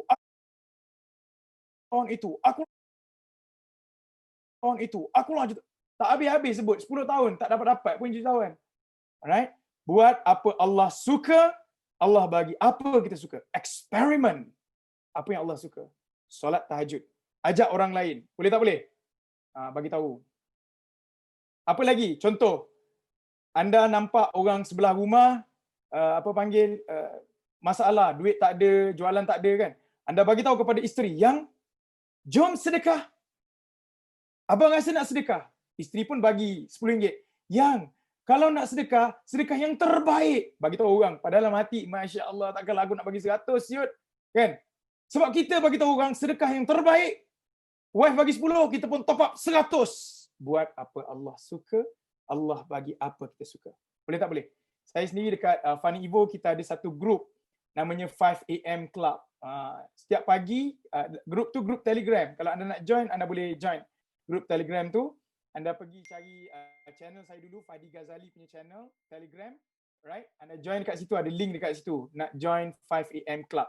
Alright? Pagi-pagi, kita akan mesej satu benda je. Menang. Kalau menang, maksudnya kita menang lah tu. Menang dengan siapa? Menang dengan setan. Right? Nombor 2. Eksperimen. Dengar eksperimen. Maksudnya anda buat je satu benda baik, tengok Allah bagi tak apa yang anda suka. Tu je, simple je. Ustaz Hakim kata tadi, bahagiakan isteri. Betul tak? Ustaz Hakim kata tadi. Very simple, bahagiakan isteri. Jangan kahwin satu lagi, tapi bahagiakan dulu yang satu ni. Dah bahagia, kau nak kahwin satu lagi, kau suka hatilah. Contoh. Jadi apa yang berlaku? Kejap lagi, bahagiakan isteri anda yang urut dia. Betul tak? Yang macam mana yang mak, telefon mak, Assalamualaikum mak, sihat mak. Buat apa Allah suka. Tengok magic Allah bagi. Semuanya guna satu ayat. Tulis kat bawah ayat ni, eksperimen dengan benda yang Allah suka. Nombor 2, tulis ayat ni. Susahkan diri.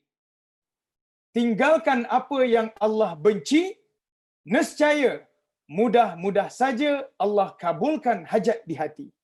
Right?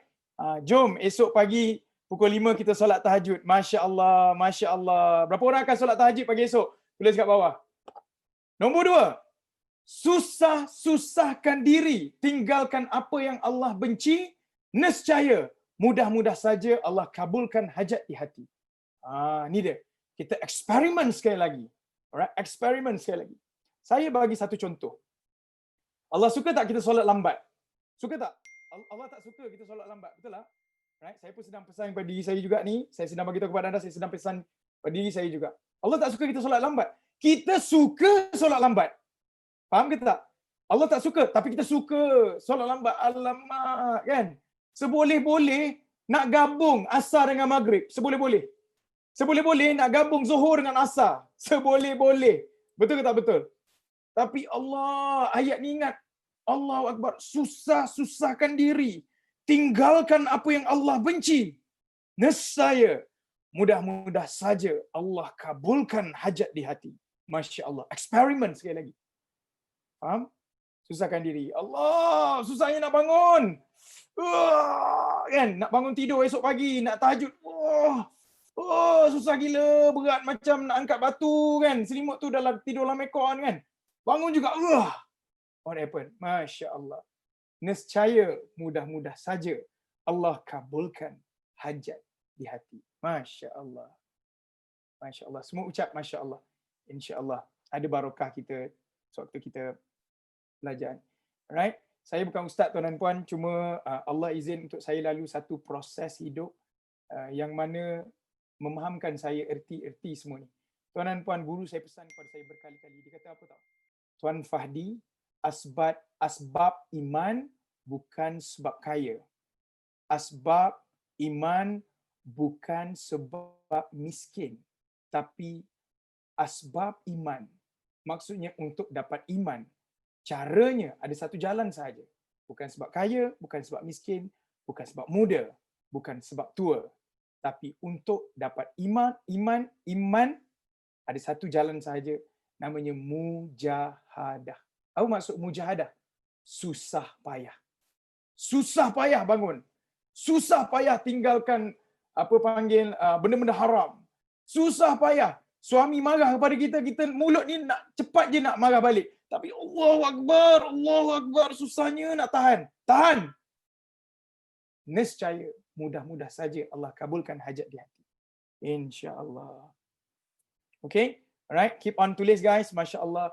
Siap sepanjang saya punya slide ni, saya nak anda pegang satu benda. Jangan henti zikir. Jangan berhenti zikir. Sebut masya-Allah, Allahu Akbar, alhamdulillah. Jangan berhenti zikir. Nak lebih powerful, jangan berhenti istighfar. Sepanjang saya punya slot ni, istighfar. Astaghfirullahalazim. Tulis masa tengah tulis, astaghfirullahalazim. Tengah dengar saya, astaghfirullahalazim. Istighfar. Nombor 3. Rezeki tak lambat, tak cepat. Rezeki tak salah alamat. Alright? Anda pegang benda ni. Rezeki ni, dia tak lambat, tak cepat tau. Dia tak mungkin salah alamat. Dia tidak mungkin salah alamat. Maksudnya apa? Maksudnya, kalau itulah rezeki saya, pasti saya dapat. Pasti saya dapat. Alright? Kalau bukan, anda bayangkan, pernah tak anda ambil satu ayam, nak makan dah. Jatuh ayam tu. Rezeki tu bukan alamat kita. Betul ke tak betul? Alright? Okay? Tapi kadang-kadang ada orang, dia nak dia dapat duit, contoh duit. Alright, dia dapat duit banyak. Katakanlah dia dapat pencen banyak, mak ayah kita kan. Dapat pencen banyak. Wow, dapat 100,000. Masya-Allah, 500,000 duit pencen. Lepas tu dia telefon kita. Assalamualaikum. Wahai anakku yang dirahmati Allah dan disayangi para nabi. Apa khabar anakku? Kita kata alhamdulillah baik. Mak nak bagi satu benda ni, mak nak bagi hadiah sebab engkau sudi jadi anak mak yang baik. Contoh. Mak nak bagi engkau RM10,000. Ambil lah. Rezeki tak lambat, tak cepat. Rezeki tak salah alamat. Milik mak, tapi bukan rezeki mak. Anda faham tak maksud saya? Pencen tu, 100,000 tu, milik mak. Tapi bukan rezeki mak. Apa maksud rezeki?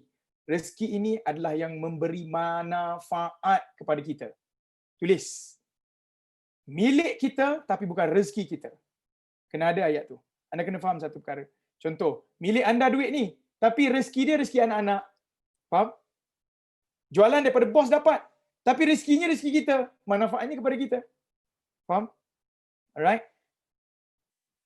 Rezeki tak lambat, tak cepat. Rezeki tak salah alamat. InsyaAllah. So based on these 3 sentences, kita akan masuk ke topik kita. Boleh tak boleh? Tak masuk topik lagi ni. 3 benda ni lah yang akan jadi base presentation saya. Untuk makluman anda, Allah izin sepanjang saya berniaga tahun 2008 sampai sekarang, saya pernah kerja 6 bulan je. Tahun 2010 saya kerja di Proton Shah Alam, engineer dekat Proton. Allah izin, semua Allah izin. Saya grad daripada universiti saya, Universiti Teknologi Petronas. Kemudian saya bekerja sebagai engineer 6 bulan. Kerja tu pun sebab mak suruh saya kerja. Mak kata, kalau kau tak kerja, kau buat bisnes, mak tak redha. Jadi nak minta redha mak, kerjalah juga. Alright? Tapi untuk makluman anda, 2008 sampai 2020, sepanjang 12 tahun saya berniaga, 3 ayat inilah yang saya pegang. Yang pertama, buat apa Allah suka, Allah bagi apa kita suka. Susah-susahkan diri, tinggalkan apa Allah benci. Nescaya mudah-mudah saja Allah kabulkan hajat di hati. Nombor 3, rezeki tak lambat tak cepat. Rezeki tak salah alamat. Ini namanya hidup magic, bukan logik. Boleh? Ready guys? Bismillah dulu. Bismillahirrahmanirrahim. Saya akan masuk satu cerita lagi kepada anda. Alright? Saya akan masuk strategi marketing kejap lagi, strategi bisnes kejap lagi. Alright? Tapi Yang penting saya nak readykan mindset anda 80% tu dulu. 20% kita masuk, bila dah ready 80% ni, anda akan faham, anda akan emosi anda stable, right? Anda tahu rezeki ni daripada Allah, anda akan dapat grab that 20%. InsyaAllah, dengan izin Allah. Semua dengan izin Allah. Baik. Duit tiba-tiba tanpa perlu kerja dan bisnes. Ni cerita best ni. Right? Pada tahun, kalau tak silap saya, tahun Bismillahirrahmanirrahim. Rasa 2012 macam tu. 2011 atau 2012 macam tu. Masa tu, bisnes saya tengah drop. Right? Bisnes saya tengah drop. Saya duit pun tak ada masa tu. Tak ada duit 1 sen pun. Dan saya mengalami anxiety dan depression masa tu. Teruk. Dan Alhamdulillah, ditakdir Allah, masa tu saya jadi driver Ustaz Faturi. Macam mana saya ceritakan kepada anda yang dalam seminar free hari tu. Dan ada satu masa, Ustaz Faturi kata, Tuan Fahdi, kita akan pergi ke Kuala Lumpur daripada Pasir Putih, Kelantan. Tetapi, kita tidak akan naik kereta. Saya pun kata, wow, tak naik kereta, naik apa tuan? Kita akan naik bas. Saya kata, wow, saya dah lama bertahun tak naik bas. Masya Allah, saya excited. Pertama, naik bas. Nombor 2, excited tak payah bawa kereta. 400 km, 8 jam. Dan dalam kereta 8 jam tu kena istighfar. Tak boleh bercakap. Kan? Sepanjang saya dah ceritakan masa first seminar gitu. Saya naik bas sampai dekat Hentian Putra. Right? Nampak tak? Hentian Bas Putra. Sekarang dah tak ada dah Hentian Bas Putra ni kan. Dah kena demolish dah everything. Waktu saya sampai dekat Hentian Bas tu adalah waktu subuh. Kita naik malam kan sampai subuh. Saya sampai dekat Hentian Putra, Ustaz Faturi kata, Tuan Fahdi, kita akan pergi solat. Saya pun naik tempat solat. Bila saya sampai tempat solat, siapa pernah pergi Hentian Putra, dia tahulah tempat solat dia ada belah atas kan. Saya sampai tempat solat, saya letak je beg tuan dan puan. Saya letak beg, tiba-tiba ada seorang pakcik kurus seorang dia, pakai baju pagoda, kain plekat, pakai kopiah, dia bagi tahu satu ayat kepada saya. Dia kata, tuan, jangan letak dekat sini, letak dekat sana. Nanti kena curi, dia kata. Ayat tu je. Alright? Ayat tu je. Jadi masa tu saya pun, Masya Allah, saya pun ambil beg tu, saya letak kat dalam. Takut kena curi. Saya pun pergi keluar ambil air semayang. Masa tu Ustaz Faturi perhatikan dia. Saya pun solat, jemaah, everything. Ustaz Faturi ni biasanya lepas solat, dia akan baca Quran dulu. Baca Quran, habis baca Quran, barulah kita akan bercakap. Masa tu saya akan talaki lah. Pertama, kita akan pergi solat. Lepas tu baca Quran, lepas baca Quran kita akan bertalaki. Saya akan duduk lutut ke lutut. Alright? Tapi bila saya duduk lutut ke lutut hari tu, dia tidak seperti biasa dia bertanya soalan kepada saya. Tapi dia terus bagi tahu satu ayat. Dia kata, Tuan Fahdi, sahabat kita yang duduk depan pintu itu sedang lakukan apa yang Allah suka. Pasti Allah akan beri apa yang dia suka. Faham ke faham? Ayat dia yang pertama tadi kan. Jom kita tanya kepada dia, kita dengar kisah dia. Saya pun pergi. Saya pun, Assalamualaikum tuan. Waalaikumsalam. Boleh saya tahu nama? Dia pun kata, nama saya Zaidi. Saya panggil beliau Abedi. Dia dah berumur tuan dan puan. Rambut dia dah putih. Ustaz Faturi pun jumpa. Saya pun bagi tahu, tuan ni Ustaz Faturi, penulis buku Mudahnya Menjemput Rezeki. Dia nak bertanya pada tuan, insya-Allah. Ustaz Faturi bertanya, tuan, kenapa tuan buat kerja ini? Ustaz Faturi tanya. Tuan duduk di depan pintu, memberitahu kepada semua orang yang datang solat subuh, jangan letak beg dekat sini, letak kat dalam. Nanti kena curi. Itu saja ayat dia. Kenapa tuan buat begitu? Jadi Abedi bagi tahu, tuan, ambo datang sehelai sepinggang daripada Kelantan sebulan yang lepas. Ambo datang sehelai sepinggang, duit terakhir yang ambo ada, dan ambo ni bahasa Kelantannya saya lah ambo. Ambo bahasa Kelantan. Pertama, duit terakhir ambo ada. Nombor 2, ambo bawa tiket bawa. Ambo bawa tiket perlawanan bola sepak antara Kelantan dengan negeri mana saya tak ingat. Masa tu Kelantan masih lagi powerful. Ambo plan nak jual semua tiket ni supaya ambo dapat duit, ambo boleh bawa balik Kelantan, boleh sara anak isteri. Tapi bila ambo sampai dekat Hentian Putra, solat subuh, ambo letak beg dekat sini, Masya Allah, beg kena curi tuan. Jadi disebabkan selai sepinggang, ambo tak ada apa-apa dah. Tinggal ni saja, baju pagoda, kain plekat dengan kopiah saja tinggal. Jadi makan pun orang bagi, duduk Hentian Putra, ambo tak boleh nak pergi mana-mana, ambo tak ada duit. Jadi ambo buatlah kerja ni supaya orang lain tak kena curi. Bila Ustaz Faturi dengar je ayat tu tuan dan puan, dia kata, Tuan buat apa Allah suka, Allah pasti beri apa Tuan suka. Tuan mahu ikut ambo tak? Pergi meneroka ilmu-ilmu rezeki. Masa tu dalam hati saya kata yes. Ada dia panggil rakan seperguruan dah. Sebab sebelum ni saya seorang.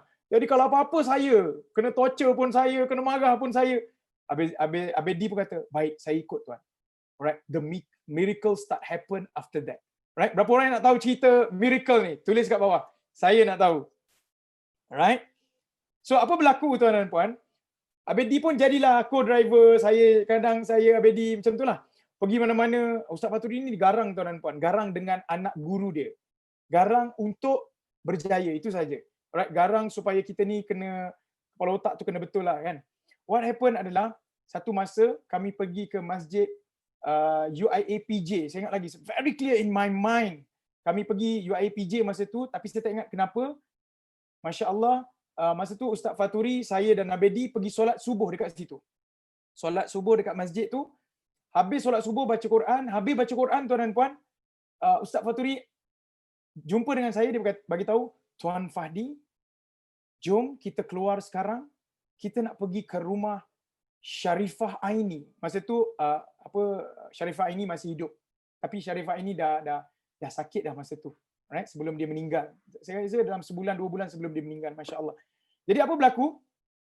Sewaktu Ustaz Faturi bagi tahu kepada saya statement tu, what happened adalah saya pun yes, of course lah saya akan pergi ajak Abedi. Saya pergi jumpa dengan Abedi, saya bagi tahu Abedi, kita nak pergi rumah Sharifah ini. Saya dah excited dah masa tu nak pergi rumah Sharifah ini ni. Tak pernah jumpa, tengok dekat TV je. Bila saya ajak sentuh je bahu Abedi, nampak dia tengah macam sedih sangat kan. Dan dia sedang berdoa, solat, baca Quran. Alright? Jadi saya ajak, Abedi kata tak apalah, Fadi dengan Ustaz pergi dulu. Ambo nak baca Quran, ambo nak solat. Kenapa Abedi? Tak apa, pergi dulu. So bila saya pergi rumah Sharifah ini, saya bawa Ustaz Faturi, bawa kereta pergi rumah Sharifah ini, saya tak dibenarkan masuk sebab Sharifah ini masa tu tengah sakit. Ustaz Faturi je masuk. Saya pun lama tunggu. Right? What happened? Alright, untuk makluman anda, kenapa Abedi tak nak pergi rumah Sharifah ini tu sebab apa? Sebab Abedi bagi tahu, Abedi nak solat, Abedi nak baca Quran sebab Abedi tadi, subuh tadi, anak Abedi message Abedi, bagi tahu nak RM300 nak pergi sekolah. Abedi sedih, Abedi tak ada duit sekarang ni. Kalau nak pergi kerja pun tak mungkin, sehari punya kerja dapat RM300, tak mungkin. Jadi Abedi nak buat apa Allah suka, nanti Allah bagilah apa Abedi nak. InsyaAllah lah RM300 Abedi nak betul-betul ni. Jadi dia solat, nangis, solat, baca Quran, nangis. Jadi saya pergi rumah Sharifah ini, waktu saya balik tu, waktu Ustaz Faturi keluar daripada rumah tu, dia masuk kereta, Ustaz Faturi bila masuk kereta, dia tutup pintu kereta, dia akan cakap satu ayat je. Tuan Fadi, kita pergi UIPJ sekarang. Itu je. Tak cakap, tak sembang, tak apa. Saya, baik tuan. So waktu saya start kereta tu, saya nampak di poket Ustaz Faturi tu ada satu sampul tau. Ada satu sampul. Masa dia keluar daripada kereta, tak ada sampul tu. Sampai dekat UIPJ, kami pergi ke ada satu tempat makan. Kalau anda pernah pergi UIPJ, ada satu kafe tu. Saya pergi UIPJ, duduk dekat situ, Ustaz Faturi kata, kita minum dekat sini, pergi panggil Abedi sekarang. Saya pun pergi panggil Abedi. Abedi jom Ustaz Faturi ajak kita makan dekat luar.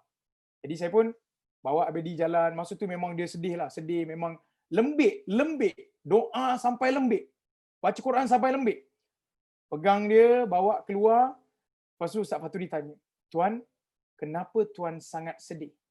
Kenapa Tuan tak ikut? Dan kenapa bermuram durja macam ni? Dia kata tadi anak saya call, nak 300, ambo tak ada duit. Ambo ni sebagai macam ayah yang loser sangat. Nak kerja tak ada, nak buat bisnes pun tak mungkin sempat. Lepas Ustaz Faturi dengar ayat tu, dia pun bagi tahu satu ayat ni. Sampai hari ni saya ingat that magic. Dia kata, tadi sewaktu saya berbicara dengan Sharifah Aini, sebelum saya keluar daripada rumah Sharifah Aini, tiba-tiba Sharifah Aini hulurkan satu sampul. Dan dia beritahu kepada ambo, berikan sampul ini kepada sesiapa yang berhak dan memerlukan bantuan. Ustaz Faturi pegang sampul tu dan dia beritahu, dan ambo rasa ambo perlu beri sampul ini kepada Tuan kerana Tuan perlukan bantuan. Hamba tidak tahu apa isi dalam sampul ini. Hamba berikan pada Tuan. Waktu Abedi ambil tuan dan puan sampul tu, saya duduk sebelah Abedi. Dia buka sampul tu. Masya Allah. Exactly RM300 ada dalam sampul itu. Tuan dan puan, this is the miracle. Alright? So, saya nak ceritakan kepada anda, the first step. Tadi saya bagi tahu 3 ayat ni. The whole story is about bila mana kita nak berniaga dulu dengan Allah. Faham ke faham? Berniaga dengan Allah pasti untung. Anda kerja ke tak kerja, kita semua sedang berniaga. Kita sedang trade. Betul tak? Trade. Trade yang paling menguntungkan adalah trade dengan Allah. Boleh? Alright? Berapa orang belajar sesuatu daripada cerita Abedi tadi? Tulis kat bawah. Masya Allah, Allahu Akbar. Tengok tak berhenti anda berzikir. Masya Allah. Anda tulis, kawan-kawan baca pun dia zikir. Masya Allah. Sepanjang seminar kita zikir. Masya Allah. Berapa banyak berkat Allah bagi kan?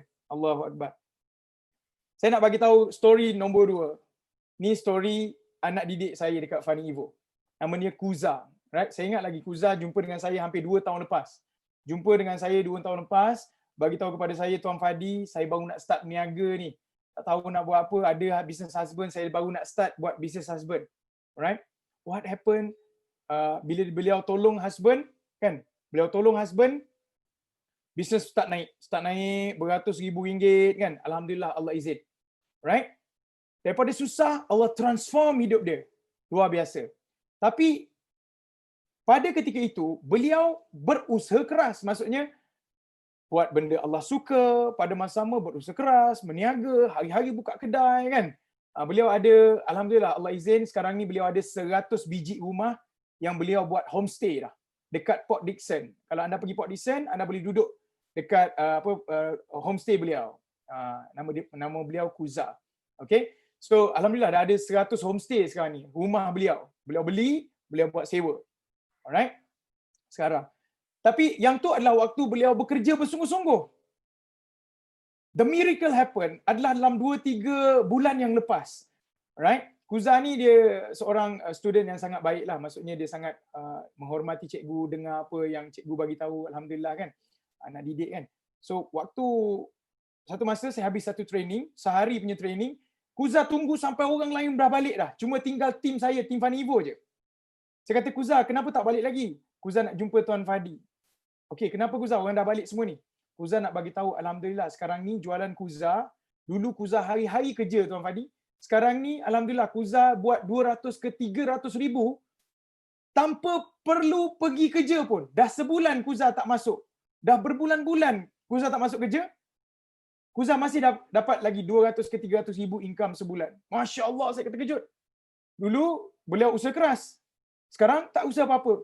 Saya pun tanya, apa rahsia Kuza? Nampak? Saya kata apa? Berniagalah dengan Allah dulu, pasti untung. Okey? Saya nak anda mindset tu biar berniaga dengan Allah dulu. Bukan berniaga dengan Facebook Ads, bukan berniaga dengan Google, bukan. Right? Bukan bazar Ramadan lagi, bukan. Bukan letak dekat Shopee lagi, bukan. Berniaga dulu dengan Allah. Faham ke faham? Saya kata, apa rahsia Kuza sampai berbulan-bulan tak pergi office tapi masih 200-300 ribu? Kuza bagi tahu, Tuan Fadi, Kuza duduk rumah dalam masa sebulan ni, tak pergi kerja, tapi Kuza buat satu perkara. Kuza happykan mak Kuza sehappy-happynya. Happy mak Kuza ni sampai level apa saja yang dia nak, Kuza tunaikan semua sekali. Happy betul lah mak. Tak pernah mak tak sehappy ni. Bila Kuza buat mak happy, Masya Allah, bisnes Kuza makin lama makin naik. Makin lama makin naik. Alright? Tuan dan puan, itu namanya strategi berniaga dengan Allah. Happy kan mak? Sebab apa? Redha Allah bergantung pada redha ibu kita. Right? InsyaAllah. Saya nak beri kepada anda kisah nombor 3. Ready guys? Right? Bismillah dulu, kemudian jangan berhenti istighfar. InsyaAllah. Nombor 3. Yang ni saya nak ceritakan kisah magic juga. Ni student saya juga. Beliau adalah salah seorang elite circle di Funny Evo. Right? Saya ingat lagi masa tu saya buat training, masa tu saya bawa group of people dalam 10 orang elite circle. Dalam Funny Evo ni kita ada satu circle yang kita panggil elite lah, right? Orang usahawan yang nak hit millions punya sales, right? So masa tu ada 10 orang pergi ke Bali, Indonesia, kita buat training kat sana 3 hari 2 malam. 10 orang ni saya tak pernah jumpa. Alright? Jadi saya minta seorang perkenalkan diri, bisnes apa, sekian. Hari kedua sampailah dia termasuk sampai hari kedua. Sampai hari kedua, alright? Saya tanya kepada Kak Ina ni. Alright? Kak Ina, nama beliau Kak Ina. Saya kata, Kak Ina, apa bisnes Kak Ina? Sebab orang lain dah cerita dah, 9 orang dah cerita, ada seorang je lagi yang tak cerita, Kak Ina. The moment saya tanya je Kak Ina, masa tu dekat Bali, Indonesia, dia start menangis. Kak Ina start menangis. Nangis, tak berhenti. Saya kata, Masya Allah, apa yang silap saya? Saya tanya soalan apa bisnes dia buat? Supaya kita tahu macam mana nak buat. Kita nak strategisekan balik bisnes kan? Kita nak supaya naik sales. Dia kata apa? Tuan Fahdi, dalam ramai-ramai elite circle ni, Kak Ina mungkin paling teruk. Sebab apa Kak Ina? Sebab jualan Kak Ina negatif 5 ke 10 ribu sebulan. Orang lain ada sales, Kak Ina tak ada sales. Dan ia dah berlanjutan selama 1 tahun. Masya Allah. Dah setahun jualan negatif 5 ke 10 ribu. Okay? So, saya tanya kalau negatif 5 ke 10 ribu, dah kenapa Kak Ina nak berniaga lagi? Tutup-tutuplah bisnes tu kan? Dia kata tak, saya saja je buat macam tu, nak cabar je kan? Nak tanya, nak tengok kenapa dia buat. Dia pun bagi tahu. Kak Ina berniaga ni bukan sebab nak kaya. Kak Ina berniaga sebab pertama, Kak Ina nak buat surau dekat sekolah. Sebab Kak Ina sekolah dia, sekolah macam sekolah Chinese kan? Dia nak buat satu surau.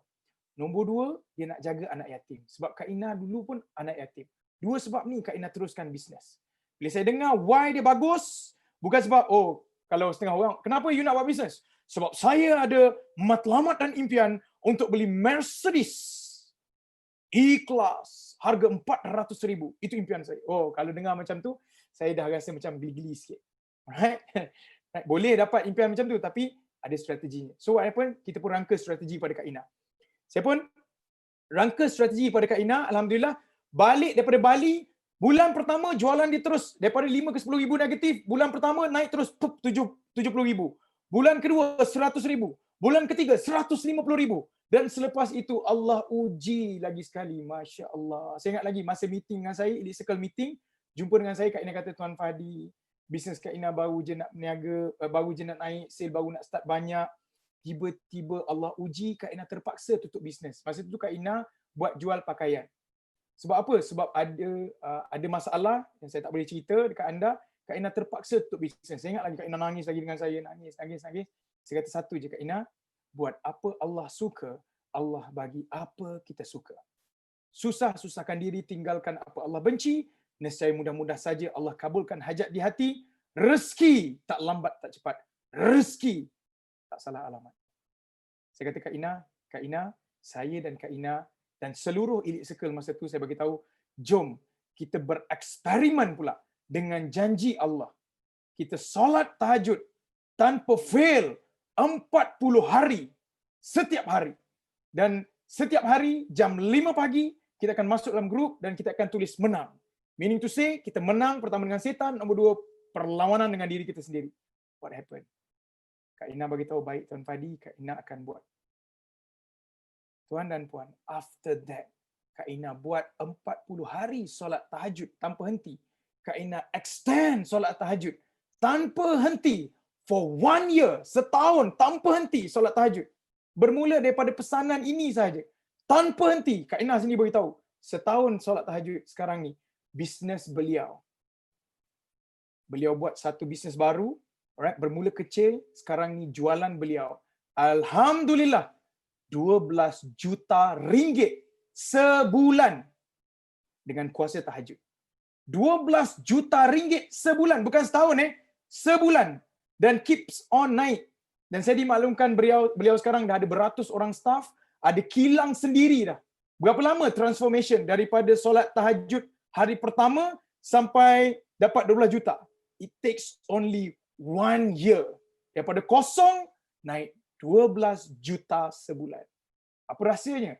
Kuasanya adalah kuasa tahajud. Tuan dan puan, malam ni kita eksperimen. Boleh tak boleh? Semua orang, 2,000 orang yang live dengan saya, eksperimennya malam ni saya beritahu kepada anda, tahajud.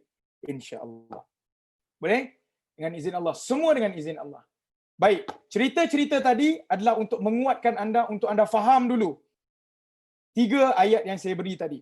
Okay, saya akan extend lagi kita punya cerita hari ni. Boleh tak boleh? Right, kalau boleh, insya-Allah komen dekat bawah boleh. Insya-Allah. Masya-Allah, masya-Allah. Anda tak berhenti istighfar. Anda tak berhenti puji Allah. Nampak? Kita sekarang ni anda sedang bereksperimen tuan-tuan dengan mulut, dengan mata anda sedang tengok subhanallah, masya-Allah dan anda sedang tulis. Allahu akbar. Okay? Alright. Baik, saya akan sharekan kepada anda 7 strategi jemput rezeki dan kekayaan. Ready guys? Okay? Tuan Talib bagi tahu saya ada masa sampai jam pukul berapa ni? Saya kena check dulu sekejap Insya-Allah. Saya takut saya terlepas. Okey, baik. Ada lagi masa insya-Allah, insya-Allah. Bismillahirrahmanirrahim. Baik, 7 strategi rahsia jemput rezeki dan kekayaan. Saya namakan sebagai strategi ni adalah strategi evolusi. Okey, strateginya namanya, akronimnya evolusi. Pertama adalah emosi. Alright? Pertama adalah emosi. Okay, clear? Saya akan explain satu persatu. Right? InsyaAllah dengan izin Allah. Nombor 2 adalah visualize. Kita mesti nampak apa yang kita nak capai dalam hidup kita. Contoh, anda nak berniaga. Berapa jualan yang anda nak capai? Saya nak tanya kepada anda, berapa orang yang berniaga sekarang ni? Berapa orang yang sedang berniaga? Okey? Berapa orang yang sedang berniaga? Boleh komen dekat bawah yang berniaga. Saya bagi satu contoh lah yang berniaga. Allah izin, dengan izin Allah. Betapa visual ni penting. Right? Saya sendiri ada visual yang saya buat. Tak apa, nanti sekejap lagi saya share kepada anda. Cara visualize. Alright? Okay? Baik. Nombor O adalah opportunity. Right? Opportunity. Okay? Peluang. O stand for opportunity. Okay? Clear setakat ni? InsyaAllah dengan izin Allah. Evo. Baru Evo. Lucy-nya mana? L stand for life mentor. Anda perlu ada life mentor. Anda kena ada cikgu, kena ada guru untuk build you guys. So that anda cepat buat sale ke, jadi jutawan ke, bukan jadi jutawan lah, nak dapat 3,000 sebulan pun, kena ada cikgu juga. Kena ada life mentor. I will explain to you insya-Allah dengan izin Allah. Right? Semua dengan izin Allah. Kefahaman tu Allah bagi insya-Allah. Right? U stand for urgency. Right? Urgency.